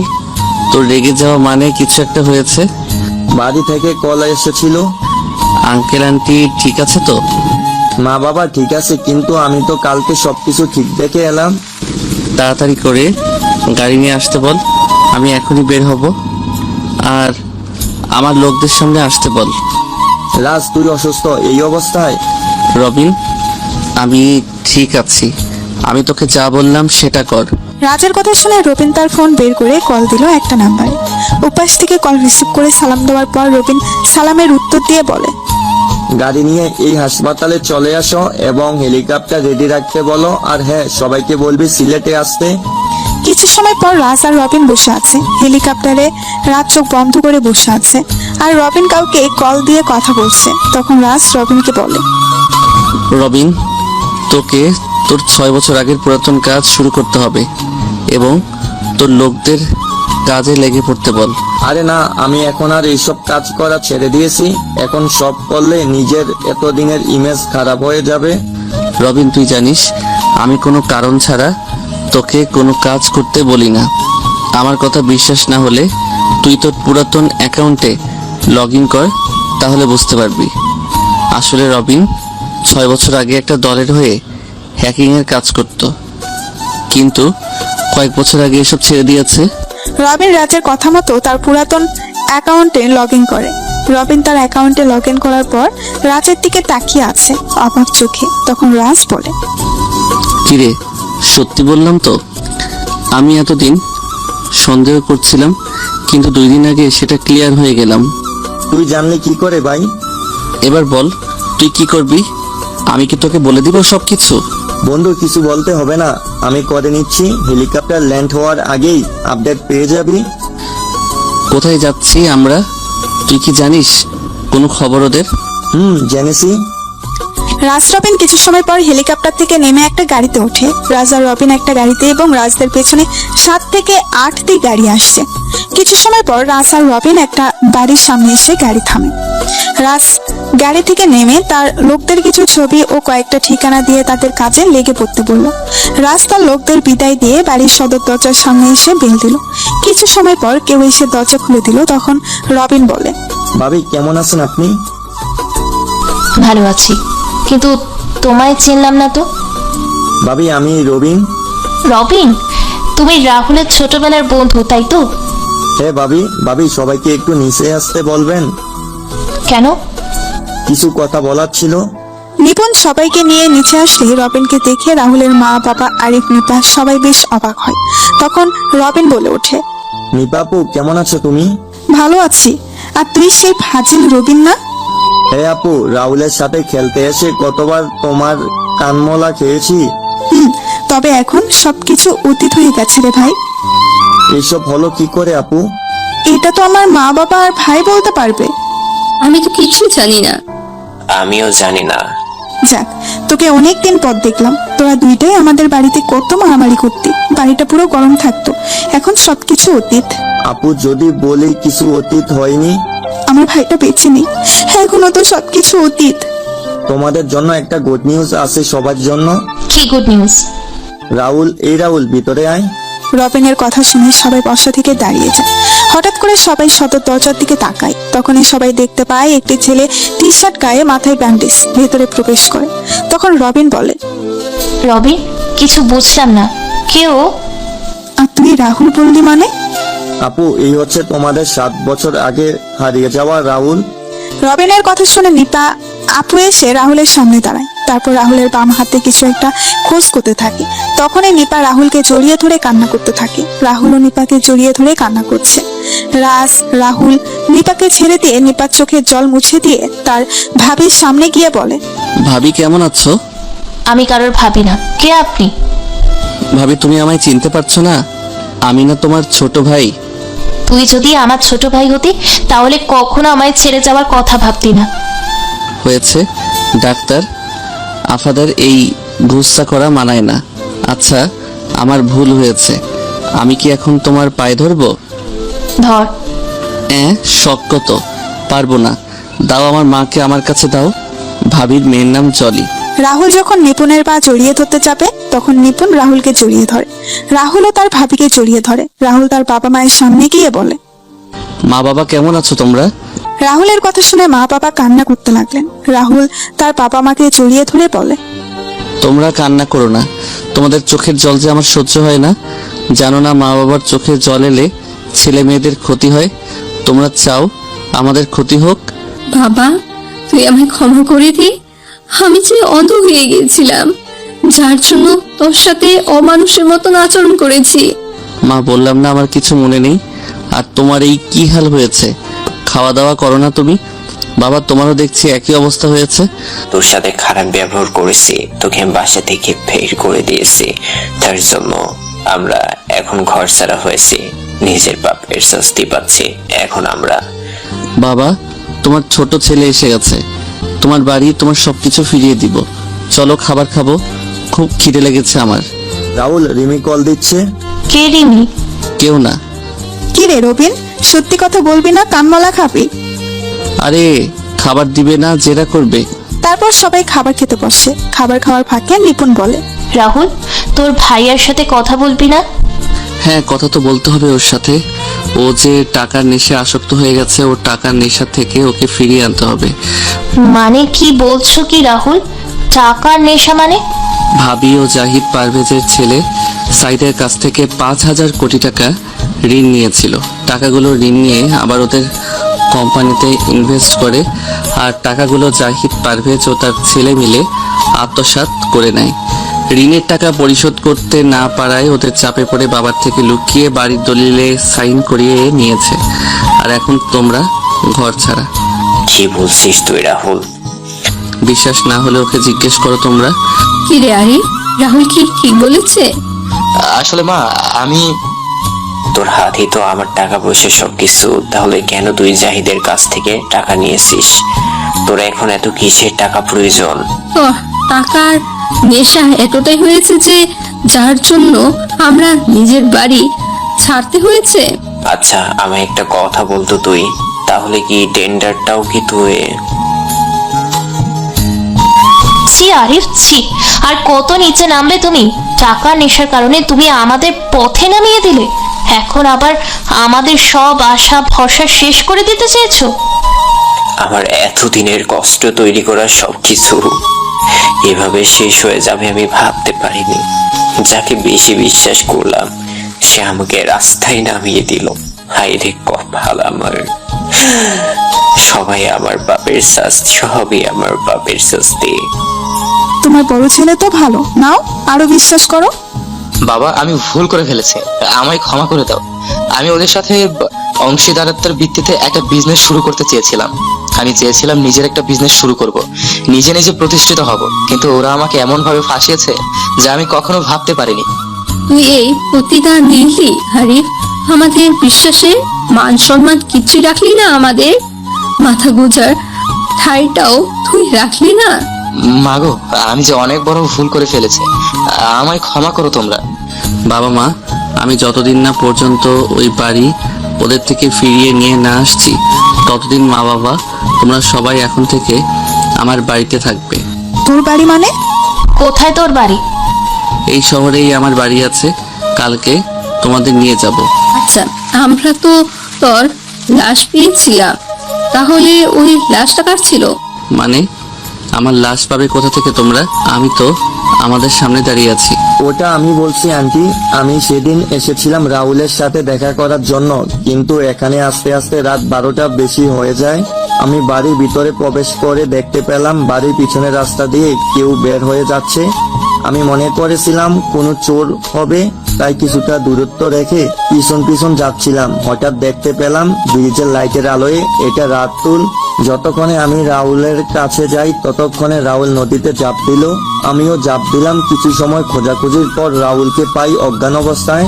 তারপর একটা গাড়ি করে রাহুলকে নিয়ে সিলেটের একটা হাসপাতালে আর তারপর বরিশাল হাসপাতালে নিয়ে যাই। রাহুলের মুখের কিছুটা অংশ কেটে যায় এবং রাহুলের মুখের কিছুটা পরিবর্তন হয়। সিলেট হাসপাতালের ডাক্তারের সাথে কথা বলে একটা অজ্ঞাত লাশকে রাহুলের লাশ বলে চালিয়ে দেই। এই 6-7 বছর রাহুল আর আমি একসাথে ছিলাম আর এখনো আছি। রবিন, তোর কাছে আমরা সবাই কৃতজ্ঞ রে বাবা। তুই না থাকলে আমি ছেলেটাকে হারিয়ে ফেলতাম। রাহুল আমার বন্ধু, রাহুলকে কি করে আমি অকালে এমন করে হারিয়ে যেতে দিতাম বলো? এই রাহুল, নে কথা বল। তুই কার সাথে কথা বলবো? রিসিভ করে কথা বল, বুঝতেই পারবি। হ্যালো, ওই রবিনের বাচ্চা, কল রিসিভ করছিস না কেন? আমি রবিন না, আমি রাজ। ওই শালা, তোর ফোন অফ কেন? কখনো থেকে আমি কল দিয়ে যাচ্ছি তোদের। ওই বদমেজাজি, আমি তোর শালা হলাম কি করে? তার মানে তুই এই কুত্তা, বেশি কথা বলবি না, তাহলে কিন্তু খুন করে ফেলবো। কই তোরা? হাসপাতালে গিয়ে পেলাম না। আমরা এখন সিলেটে আছি। সিলেট কেন? কাজে এসেছি। কি কাজ? সেটা রবিন বলবে। ওই রবিন, কথা বল। তারপর রবিন রিমিকে সবকিছু বুঝিয়ে বলে। রাতের খাবার খেয়ে সবাই ঘুমিয়ে পড়ে। পরের দিন সকালে সবাই যখন নাস্তা করছিল তখন নিপুণ রাহুলকে বলে, আচ্ছা রাহুল, নিপা আপুর বিষয়ে কিছু বল আমাদের। আপু কেন আমাদের থেকে এতদিন দূরে ছিল? সেটা কিছুদিন পরে মামা আর আপু নিজেই বলবে। রাহুল মিস্টার বয় ও গ্র্যান্ড অফিসে এসে গেছে। মিটিং শুরু হতে কিছু সময় বাকি আছে। রবিন, কিসের মিটিং? আপু জানতে পারবে ধীরে ধীরে। একটু পরেই গাড়ি আসবে, তোমরা বাসায় চলে যেও। আসি আমরা। রাহুল আর রবিন বের হয়ে যায় বাসা থেকে। রাহুল গাড়ি চালাচ্ছে, তখন রবিন বলে, এই দেখ কালকে কি কথা হয়েছে ওদের সাথে। রবিন, আমার বিশ্বাস আছে তোর উপর, তাই আমার এসব দেখা লাগবে না। রাহুল, আজকে রানীমা বাংলাদেশে আসবে। কয়টার দিকে বাংলাদেশে আসবেও? বিকেল 4টা ফ্লাইটে। আসতে দে। আর শোন, লোক পাঠিয়ে লিটুকে এখানে নিয়ে আয়। বলা লাগবে না, আমি লোক পাঠিয়ে দিয়েছি। রাহুল আর রবিন অফিসে আসা মাত্রই মিস্টার রয় আর গ্লেন এর সাথে মিটিং শুরু হয়। রাহুল মিস্টার রয় আর গ্লেনকে তাদের কোম্পানির তৈরি সকল প্রেজেন্টেশন, তাদের পণ্য সম্পর্কে মানুষের ধারণা কেমন, পণ্যের উৎপাদন প্রক্রিয়া আর গুণগত মান সবকিছু দেখাচ্ছিল। আর রবিন রাহুলকে সাহায্য করছিল। রাহুল, রবিন, গ্লেন আর রয়কে সবকিছু এক্সপ্লেন বসেছিল তাদের থেকে রেসপন্স পাওয়ার জন্য। তখন একজন আরেকজনের দিকে তাকিয়ে ধীরে ধীরে বলে, কি রে রবিন, কিছু বলছে না কেন? কি রকম করে সবকিছু দেখছে? এই অর্ডারটা না পেলে আমাদের প্রচুর লসের মধ্যে পড়তে হবে। মনে হয় আমাদের প্রেজেন্টেশন ওদের ভালো লাগেনি। আরে এত তাড়াতাড়ি হেরে যাচ্ছিস কেন? দেখি কি বলে। আরে দেখছিস না কেমন করে তাকিয়ে আছে আমাদের দিকে? বাইরের সাংবাদিকরা দাঁড়িয়ে আছে। যদি 19-20 হয় তাহলে আমাদের কোম্পানির লালবাতি জ্বলে উঠবে। চুপ শালা, চুপ। রাহুল আর রবিন বাসায় এসে সবার সাথে খাবার খাচ্ছিল। তখনই সবাই শুনতে পায় নিউজে বলছে, এই প্রথমবারের মতো বাংলাদেশের কোনো কোম্পানির সাথে রাশিয়ার মতো উন্নত দেশের টপ কোম্পানি লুকাইলো কাজ করতে চলেছে। 40 বছরের বাংলাদেশের ইতিহাস এই অসম্ভব কাজটা সম্ভব করে দেখিয়েছে আর চৌধুরী কোম্পানি। এই অল্প সময়ে নিজেদের কাজের প্রমাণ দেখিয়েছে এই কোম্পানি। বাংলাদেশের সবচেয়ে সফল কোম্পানির তালিকায় প্রথম স্থান দখল করে নিল আর চৌধুরী কোম্পানি। নিউজটা দেখে রাহুলের বাবা বলেন, অনেক ইচ্ছা ছিল এই কোম্পানিটার সাথে কাজ করার, কিন্তু সেটা আর হলো না। কাজটা করতে পারলে আমরা এখন ওই আর চৌধুরীর কোম্পানির জায়গায় থাকতাম। বাবা, শুনেছি এবারে টেন্ডার ওই কোম্পানি জমা দিবে। আচ্ছা বাবা, যদি তোমার কখনো সুযোগ আসে তাহলে তুমি কি কাজ করবে ওদের সাথে? এসব কথা বলে কি আর লাভ হবে? এটা তো আর সম্ভব না। যদি সম্ভব হয় তুমি বলো করবে কিনা। কেননা ওদের সাথে কাজ করতে পারলে নিজেকে অনেক সৌভাগ্যবান মনে করব। তৈরি থেকো কাজ করার জন্য। আর মিস্টার আরিফ চৌধুরী, নিজেকে শুধরে নিয়ে কাজে লেগে পড়ো। এটাই কিন্তু শেষ সুযোগ। সিঙ্গাপুর থেকে ফিরে কাজ করতে হবে কিন্তু অনেক। সিঙ্গাপুরে যাবে কেন? ভাবির সাথে সিঙ্গাপুরে যাবে। সিঙ্গাপুর যাব কেন আমরা? ভাবি আর কত করবে তুমি এই পরিবারের জন্য, আর কত নিজের ক্ষতি করবে। এবার নিজের দিকে তাকাও, নিজের মেয়েটার দিকে তাকাও। নিজের ক্ষতি করবে মানে? কি হয়েছে নিপুণের? ভাবি তুমি বলবে না আমি বলবো? রাহুল, আমার কি ক্ষতি হবে? তুই কি সব বলছিস? আরে রাহুল মজা করে বলছে কথাগুলো। ভাবি আমরা সব কিছুই জানি। ভাবি আমি সব জানি, ডাক্তার আঙ্কেল আমায় সব বলেছেন। কি হয়েছে নিপুণের? ডাক্তার আঙ্কেল কি বলেছে? আচ্ছা মা, তুমি জানো না ভাবির কি হয়েছে? ভাবি তো তোমার এই পরিবারের সবার জন্য কত কষ্ট করেছে। না তো, আমি তা জানি না। কি হয়েছে নিপুণের? মা, ভাবির ব্রেন টিউমার, যা ভাবি কাউকে বলেনি। বরিশালে একটা অনুষ্ঠানে আমার ডাক্তার আঙ্কেলের সাথে দেখা হয়। কথায় কথায় তার হাতে থাকা একটা ফাইলের দিকে আমার চোখ পড়ে, আর আমি ভাবির নাম ও ছবি দেখতে পাই। ডাক্তার আঙ্কেলকে জোর করলে আঙ্কেল বাধ্য হয়ে আমায় সবকিছু খুলে বলেন। সেদিন এমন একটা নিউজ শুনে আমার পায়ের নিচ থেকে মাটি সরে যায়। তারপর ডাক্তার আঙ্কেলের সাথে কথা বলে সিঙ্গাপুরে ভাবির অপারেশনের ব্যবস্থা করি, আর কালকে সকালে ভাইয়া আর ভাবি সিঙ্গাপুরে চলে যাবে। কিরে নিপুণ, রাহুল কি সত্যি বলছে? তুই কি আমাদের নিজের মা বাবা মনে করিস না? আসলে মা, বোমা, এটা তোমার থেকে আশা করিনি। তুমি আমার থেকে এমন একটা রোগের কথা লুকিয়েছিলে। বোমা, তুমি না একজন ডক্টর, তুমি তো জানো এই রোগের ভয়ানকতা। ভাইয়া তুইও জানিস না? আচ্ছা তুই কি মানুষ? নিপুণ তুমি তো আমাকে কিছু বলনি। তুই না স্বামী, তাহলে তোকে বলতে হবে কেন? তোর শরীর খারাপ হলে ভাবি ঠিকই জানতে পারে, কিন্তু তুই, আচ্ছা তুই কি কখনো স্বামীর অধিকার অর্জন করতে পেরেছিস? ছুটেছিস তো শুধু টাকার পিছনে, না পালন করেছিস স্বামীর দায়িত্ব, না বাবার দায়িত্ব। সেটা করবে কেন? টাকার পেছনে ছুটবে, কাকে কি বলবে সেটা জানে না। মা বাবার কারণে নষ্ট হয়ে গেছে পুরো। নিজের বইয়ের শরীর খারাপ এটা বুঝতে পারেনি। ও কি মানুষ? সবাই যখন কথা বলছিল তখনই বাসায় নিতু আর রিমি আসে। নিতু এসে তার বাবা মায়ের সাথে কথা বলে নেয়। রাহুলকে দেখতে পেয়ে নিতু বলে, ভাইয়া আপনি এখানে? তুই রাহুলকে চিনিস? রাহুল মানে? আর ইনি আমাদের কলেজের সিনিয়র রাজ ভাইয়া। উনি সেদিন আমায় সাইদের হাত থেকে বাঁচিয়েছিলেন। ভাইয়া না থাকলে সাইদ আমার সাথে সেদিন কি করতো একমাত্র সৃষ্টিকর্তাই জানেন। না রে মা, ওই হচ্ছে আমার হারিয়ে যাওয়া রাহুল। কি ওই সাইডের সাহস হলো কি করে তোর গায়ে হাত দেওয়ার? আমি তো ওই সাইডকে। এই যে এখন শুরু হলো তার নেতাগিরি। ভাইয়া শান্ত হ, সাইদকে আমি মেরেছি, এরপর সাইদ আর কিছু করতে পারবে না। সাইদ এখন কোমায় আছে, এত সহজে আর ফিরবে না। ভাইয়া মানে? তোর কি এখন বিশ্বাস হচ্ছে না আমি রাহুল? আমার কেমন যেন ভুলিয়ে যাচ্ছে সবকিছু। আয় আমার পাশে, না হলে কান টেনে হাতির মতো লম্বা করে দিব। ভাইয়া? নিতু রাহুলকে ভাইয়া বলে জড়িয়ে ধরে। রাহুল নিতুর সাথে কথা বলছিল, তখনই সবার নজরে পড়ে রিমির দিকে। তখন নিপা আপু বলে, নিতু ওকে? রাহুল আমি বলবো কি? আমি বলছি আমিও হলাম রিমি, আমার বাড়ি বরিশালে। আমি রবিন আর রাজ একই কলেজে একই ডিপার্টমেন্টে পড়ি। নিপুণ একসাথে পড়ো মানে? কি ব্যাপার দেবরাজ? নিজেকে প্রতিষ্ঠিত করতে গিয়ে ভাবি আর পড়া হয়নি, তাই আমি আর রবিন মিলে আবার পড়া শুরু করি, আর তখনই রিমির সাথে পরিচয়। নিপুণ এবার তাহলে তোমার সঙ্গে আসতে চলেছে এই বাড়িতে? তোমাদের তাহলে পছন্দ হয়েছে? তাহলে কি রাহুল আমি ঘটকের দায়িত্ব পালন করতে পারি? অনেক হয়েছে, আমাকে কথা বলতে দাও ওর সাথে। এইদিকে আসো মা, তুমি আমার পাশে এসে বসো। মা কি বলছো তোমরা? তোমরা যা ভাবছো সেটা সত্যি না। তাহলে কি সত্যিটা আমি বলবো রাত 12টা? রবিন চল তো, অনেক কাজ আছে এখন। আপুর বিয়ে কি? শাল্লা চল তো। রাহুল রবিনকে নিয়ে বাইরে এসে ইচ্ছে মতো মারতে লাগলো, আর রবিন বাচ্চারা চিৎকার করছে। তখনই হঠাৎ করে রাহুলের ফোন বেজে ওঠে। রাহুল ফোন রিসিভ করতেই শুনতে পেল, কেমন আছো জানেমান? কে বলছেন? এত তাড়াতাড়ি ভুলে গেলে আমায়? তোমার এক্স গার্লফ্রেন্ড। আমার এক্স দিয়া?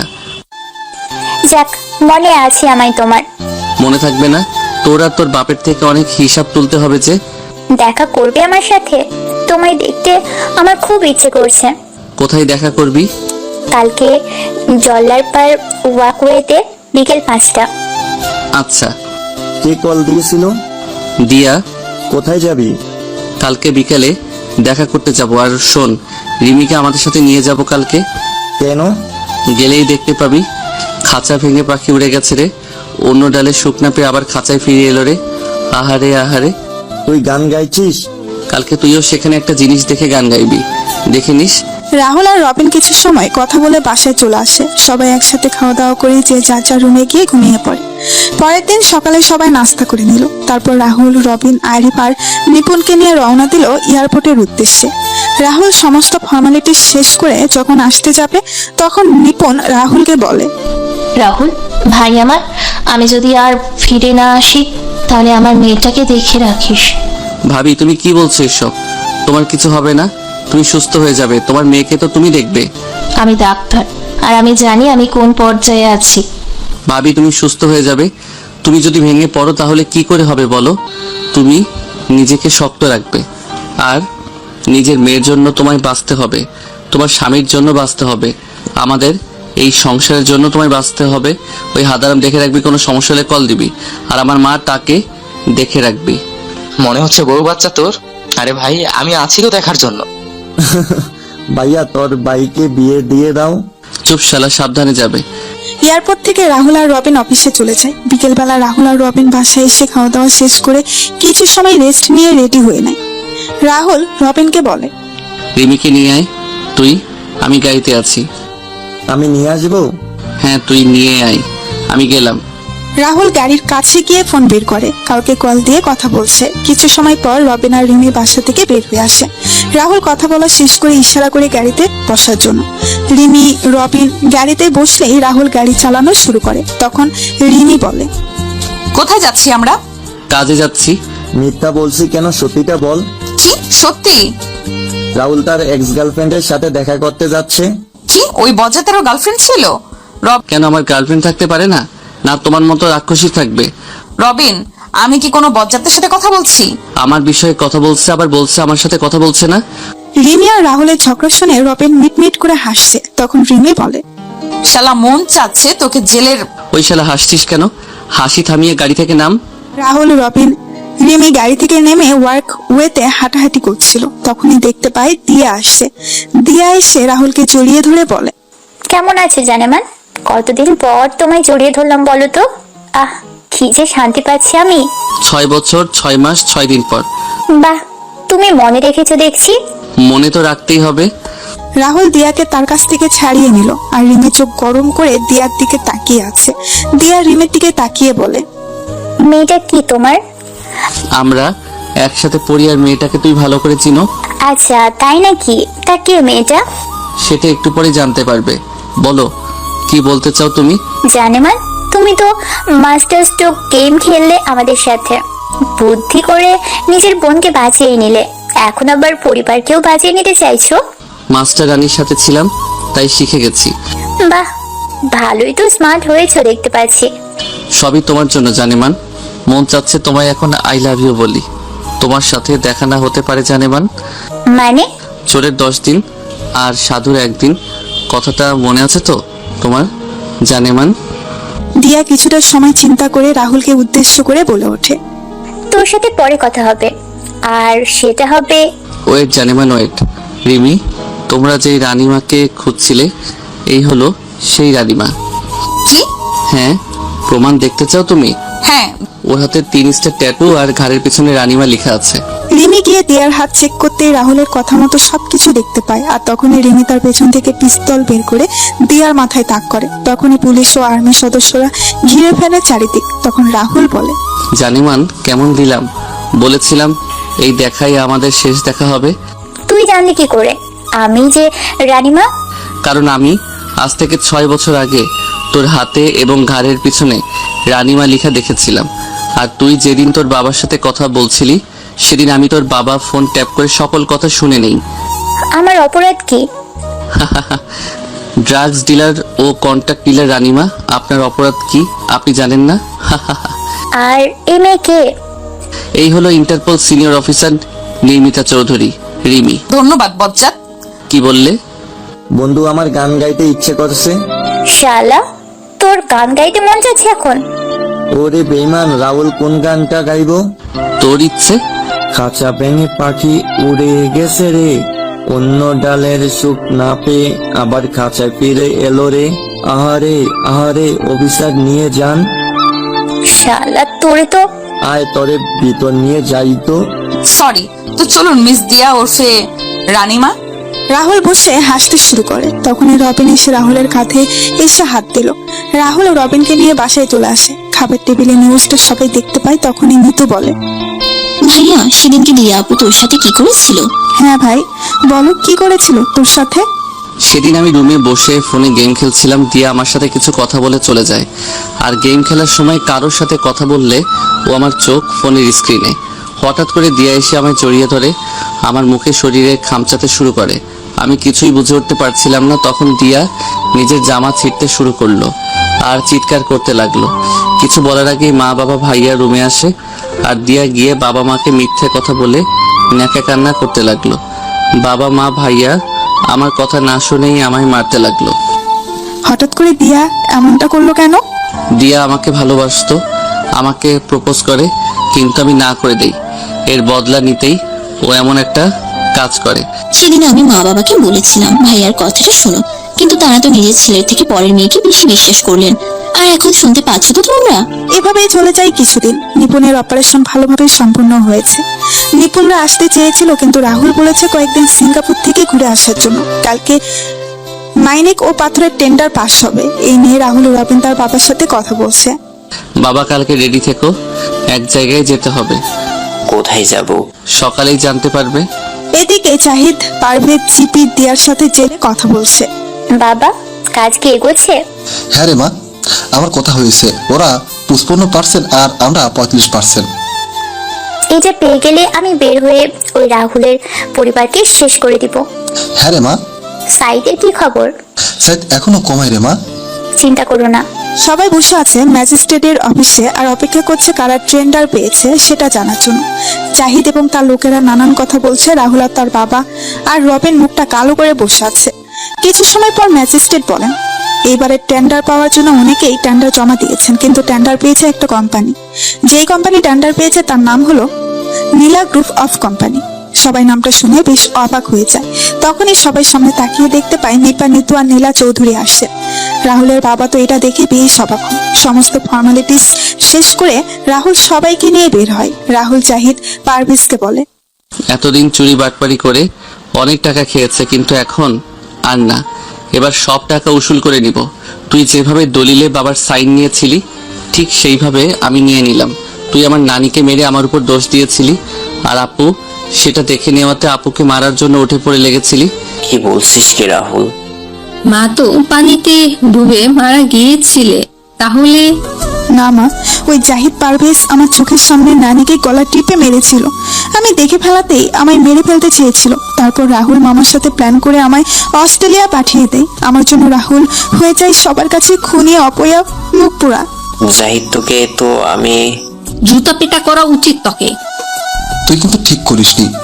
জেলের ভাত খেয়ে শেষ কর, তারপর বলিস অফিসার নিয়ে যান এই জাহিদ পারভেজকে। রাহুলের কথা শুনে পুলিশ সদস্যরা এসে জাহিদ পারভেজকে ধরে নিয়ে যায়। রাহুল বাসায় চলে আসে। তখন রাহুলের বাবা বলেন, তুই কি সব করছিস? সব আমার মাথার উপর দিয়ে যাচ্ছে রাহুল। একটু খুলে বলবি তুই কে? আমি বলছি রাহুল আসলে কে? তুমি এখানে? আমি বাংলাদেশের টপ 1 ও বিখ্যাত আর চৌধুরী কোম্পানির 50% শেয়ারের মালিক রাহুল, আর বাকি 50% শেয়ারের মালিক রবিন। নীলা গ্রুপ অফ কোম্পানির কর্ণধার রাহুল চৌধুরী। রিমের কথা শুনে রাহুলের বাবা মা কান্না করতে লাগলেন। তখন রাহুল তার বাবা মায়ের কাছে গিয়ে বলে, বাবা মা তোমরা খুশি হওনি? তোমরা কান্না করছো কেন? আমরা অনেক খুশি হয়েছি রে বাবা। সব বাবা মাই তো চায় তার ছেলে সমাজে প্রতিষ্ঠিত হোক। তুই প্রতিষ্ঠিত হয়েছিস, কিন্তু আমাদের কোনো অবদান নেই তোর পিছনে। আমরা ছোট থেকে অত্যাচার করে গেছি। তুই এতদূর নিজেকে নিয়ে এসেছিস তোর নিজের চেষ্টায় ও রবিনের সাহায্যে। রবিন এদিকে আয়। বাবা রবিন, তুই আমায় ক্ষমা করে দে। আমি তোর সাথেও খারাপ ব্যবহার করেছি। আন্টি কি যে বলো না তুমি। তুমি আঙ্কেল শুধু দোয়া করো আমরা দুই বন্ধু যেন এভাবে একসাথে থাকতে পারি। আহা আপু। আমার দোয়া লাগবে না? আরে লাগবে তো আপু, তুমিও দোয়া করো। সবার কথা বলা শেষ হলে আমার বাবা মায়ের সাথে পরিচিত হয়ে নাও। তারপর সবাই রিমের মায়ের সাথে পরিচয় হয়ে নিল। রবিন রাহুল চলে যায় সেখান থেকে। রিমি ও রিমের বাবা মা কথা বলে চলে যান। রাতে সবাই খাবার খেতে বসেছেন, তখন রাহুলের বাবা বলেন, রাহুল, আর 2 দিন পর তোমার আর রিমির বিয়ে। আমি কথাটা শুনে কাশতে শুরু করলাম। বাবা কি বলছো? আর কোনো কথা না, রবিন আমাদের সব বলেছে। বিয়ে ফাইনাল মানে ফাইনাল। ওই শালা কি করেছিস? হা হা হা বন্ধু, দাঁড়া, আমার একটা শর্ত আছে। কি শর্ত? রবিন আর নিতোর বিয়ে দিতে হবে। মানে? দুইজন দুজনকে ভালোবাসে 4 বছর ধরে। কিরে রবিন, নিতু রাহুল কি সত্যি বলছে? আসলে আপু, বাবা, নীরবতা সম্মতির লক্ষণ। বিয়ের 2টা 1 তারিখেই আয়োজন করো। সবাই যখন কথা বলছিল তখনই বাসার লাইটগুলো নিভে যায়। সবাই যখন মোমবাতি জ্বালাতে যাবে তখনই নিপুণ বলে ওঠে, happy birthday to you Rahul, many many happy returns of the day. শুভ জন্মদিন ভাই। শুভ জন্মদিন ভাইয়া। শুভ জন্মদিন বন্ধু। ধন্যবাদ সবাইকে। ধন্যবাদ ভাবি, আমি ভুলেই গিয়েছিলাম আজকে আমার জন্মদিন। ভাই, তোর বিয়ের খবর শুনে এলাম। তারপর সবাই মিলে কেক কেটে রাহুলকে খাইয়ে দিল। রাহুল যখন রুমে আসে তখনই রাহুলের ফোন বেজে ওঠে। রাহুল ফোন রিসিভ করে বলে, হ্যালো। শুভ জন্মদিন বজ্জাত। ধন্যবাদ রাক্ষসী। কি করছিস বজ্জাত? বসে আছি। বিয়ের শপিং কবে করব? নিজের টাকা দিয়ে শপিং করো, আমার একটা টাকাও হাতে নেই। শালা কঞ্জুস। তুমি কি কম? বিয়েটা হয়ে যাক তারপর বুঝবি। করবো না বিয়ে। কি বললি? ঠিক, তুমি এখানে? আমার জামাইয়ের জন্মদিন আমি কোথায় থাকবো? দেখো বাইরে সবাই আছে, তোমায় আমায় একসাথে দেখলে ভুল ভাববে। চলো না ভুলটা করে নেই। মা, চলুন আমরাও চলে যাই। ওদের ভুল দেখে আমাদের কি লাভ? ওদের ভুল ওরা করে নিক। ভালো থাকবেন, সুস্থ থাকবেন সবাই। দেখা হবে খুব তাড়াতাড়ি।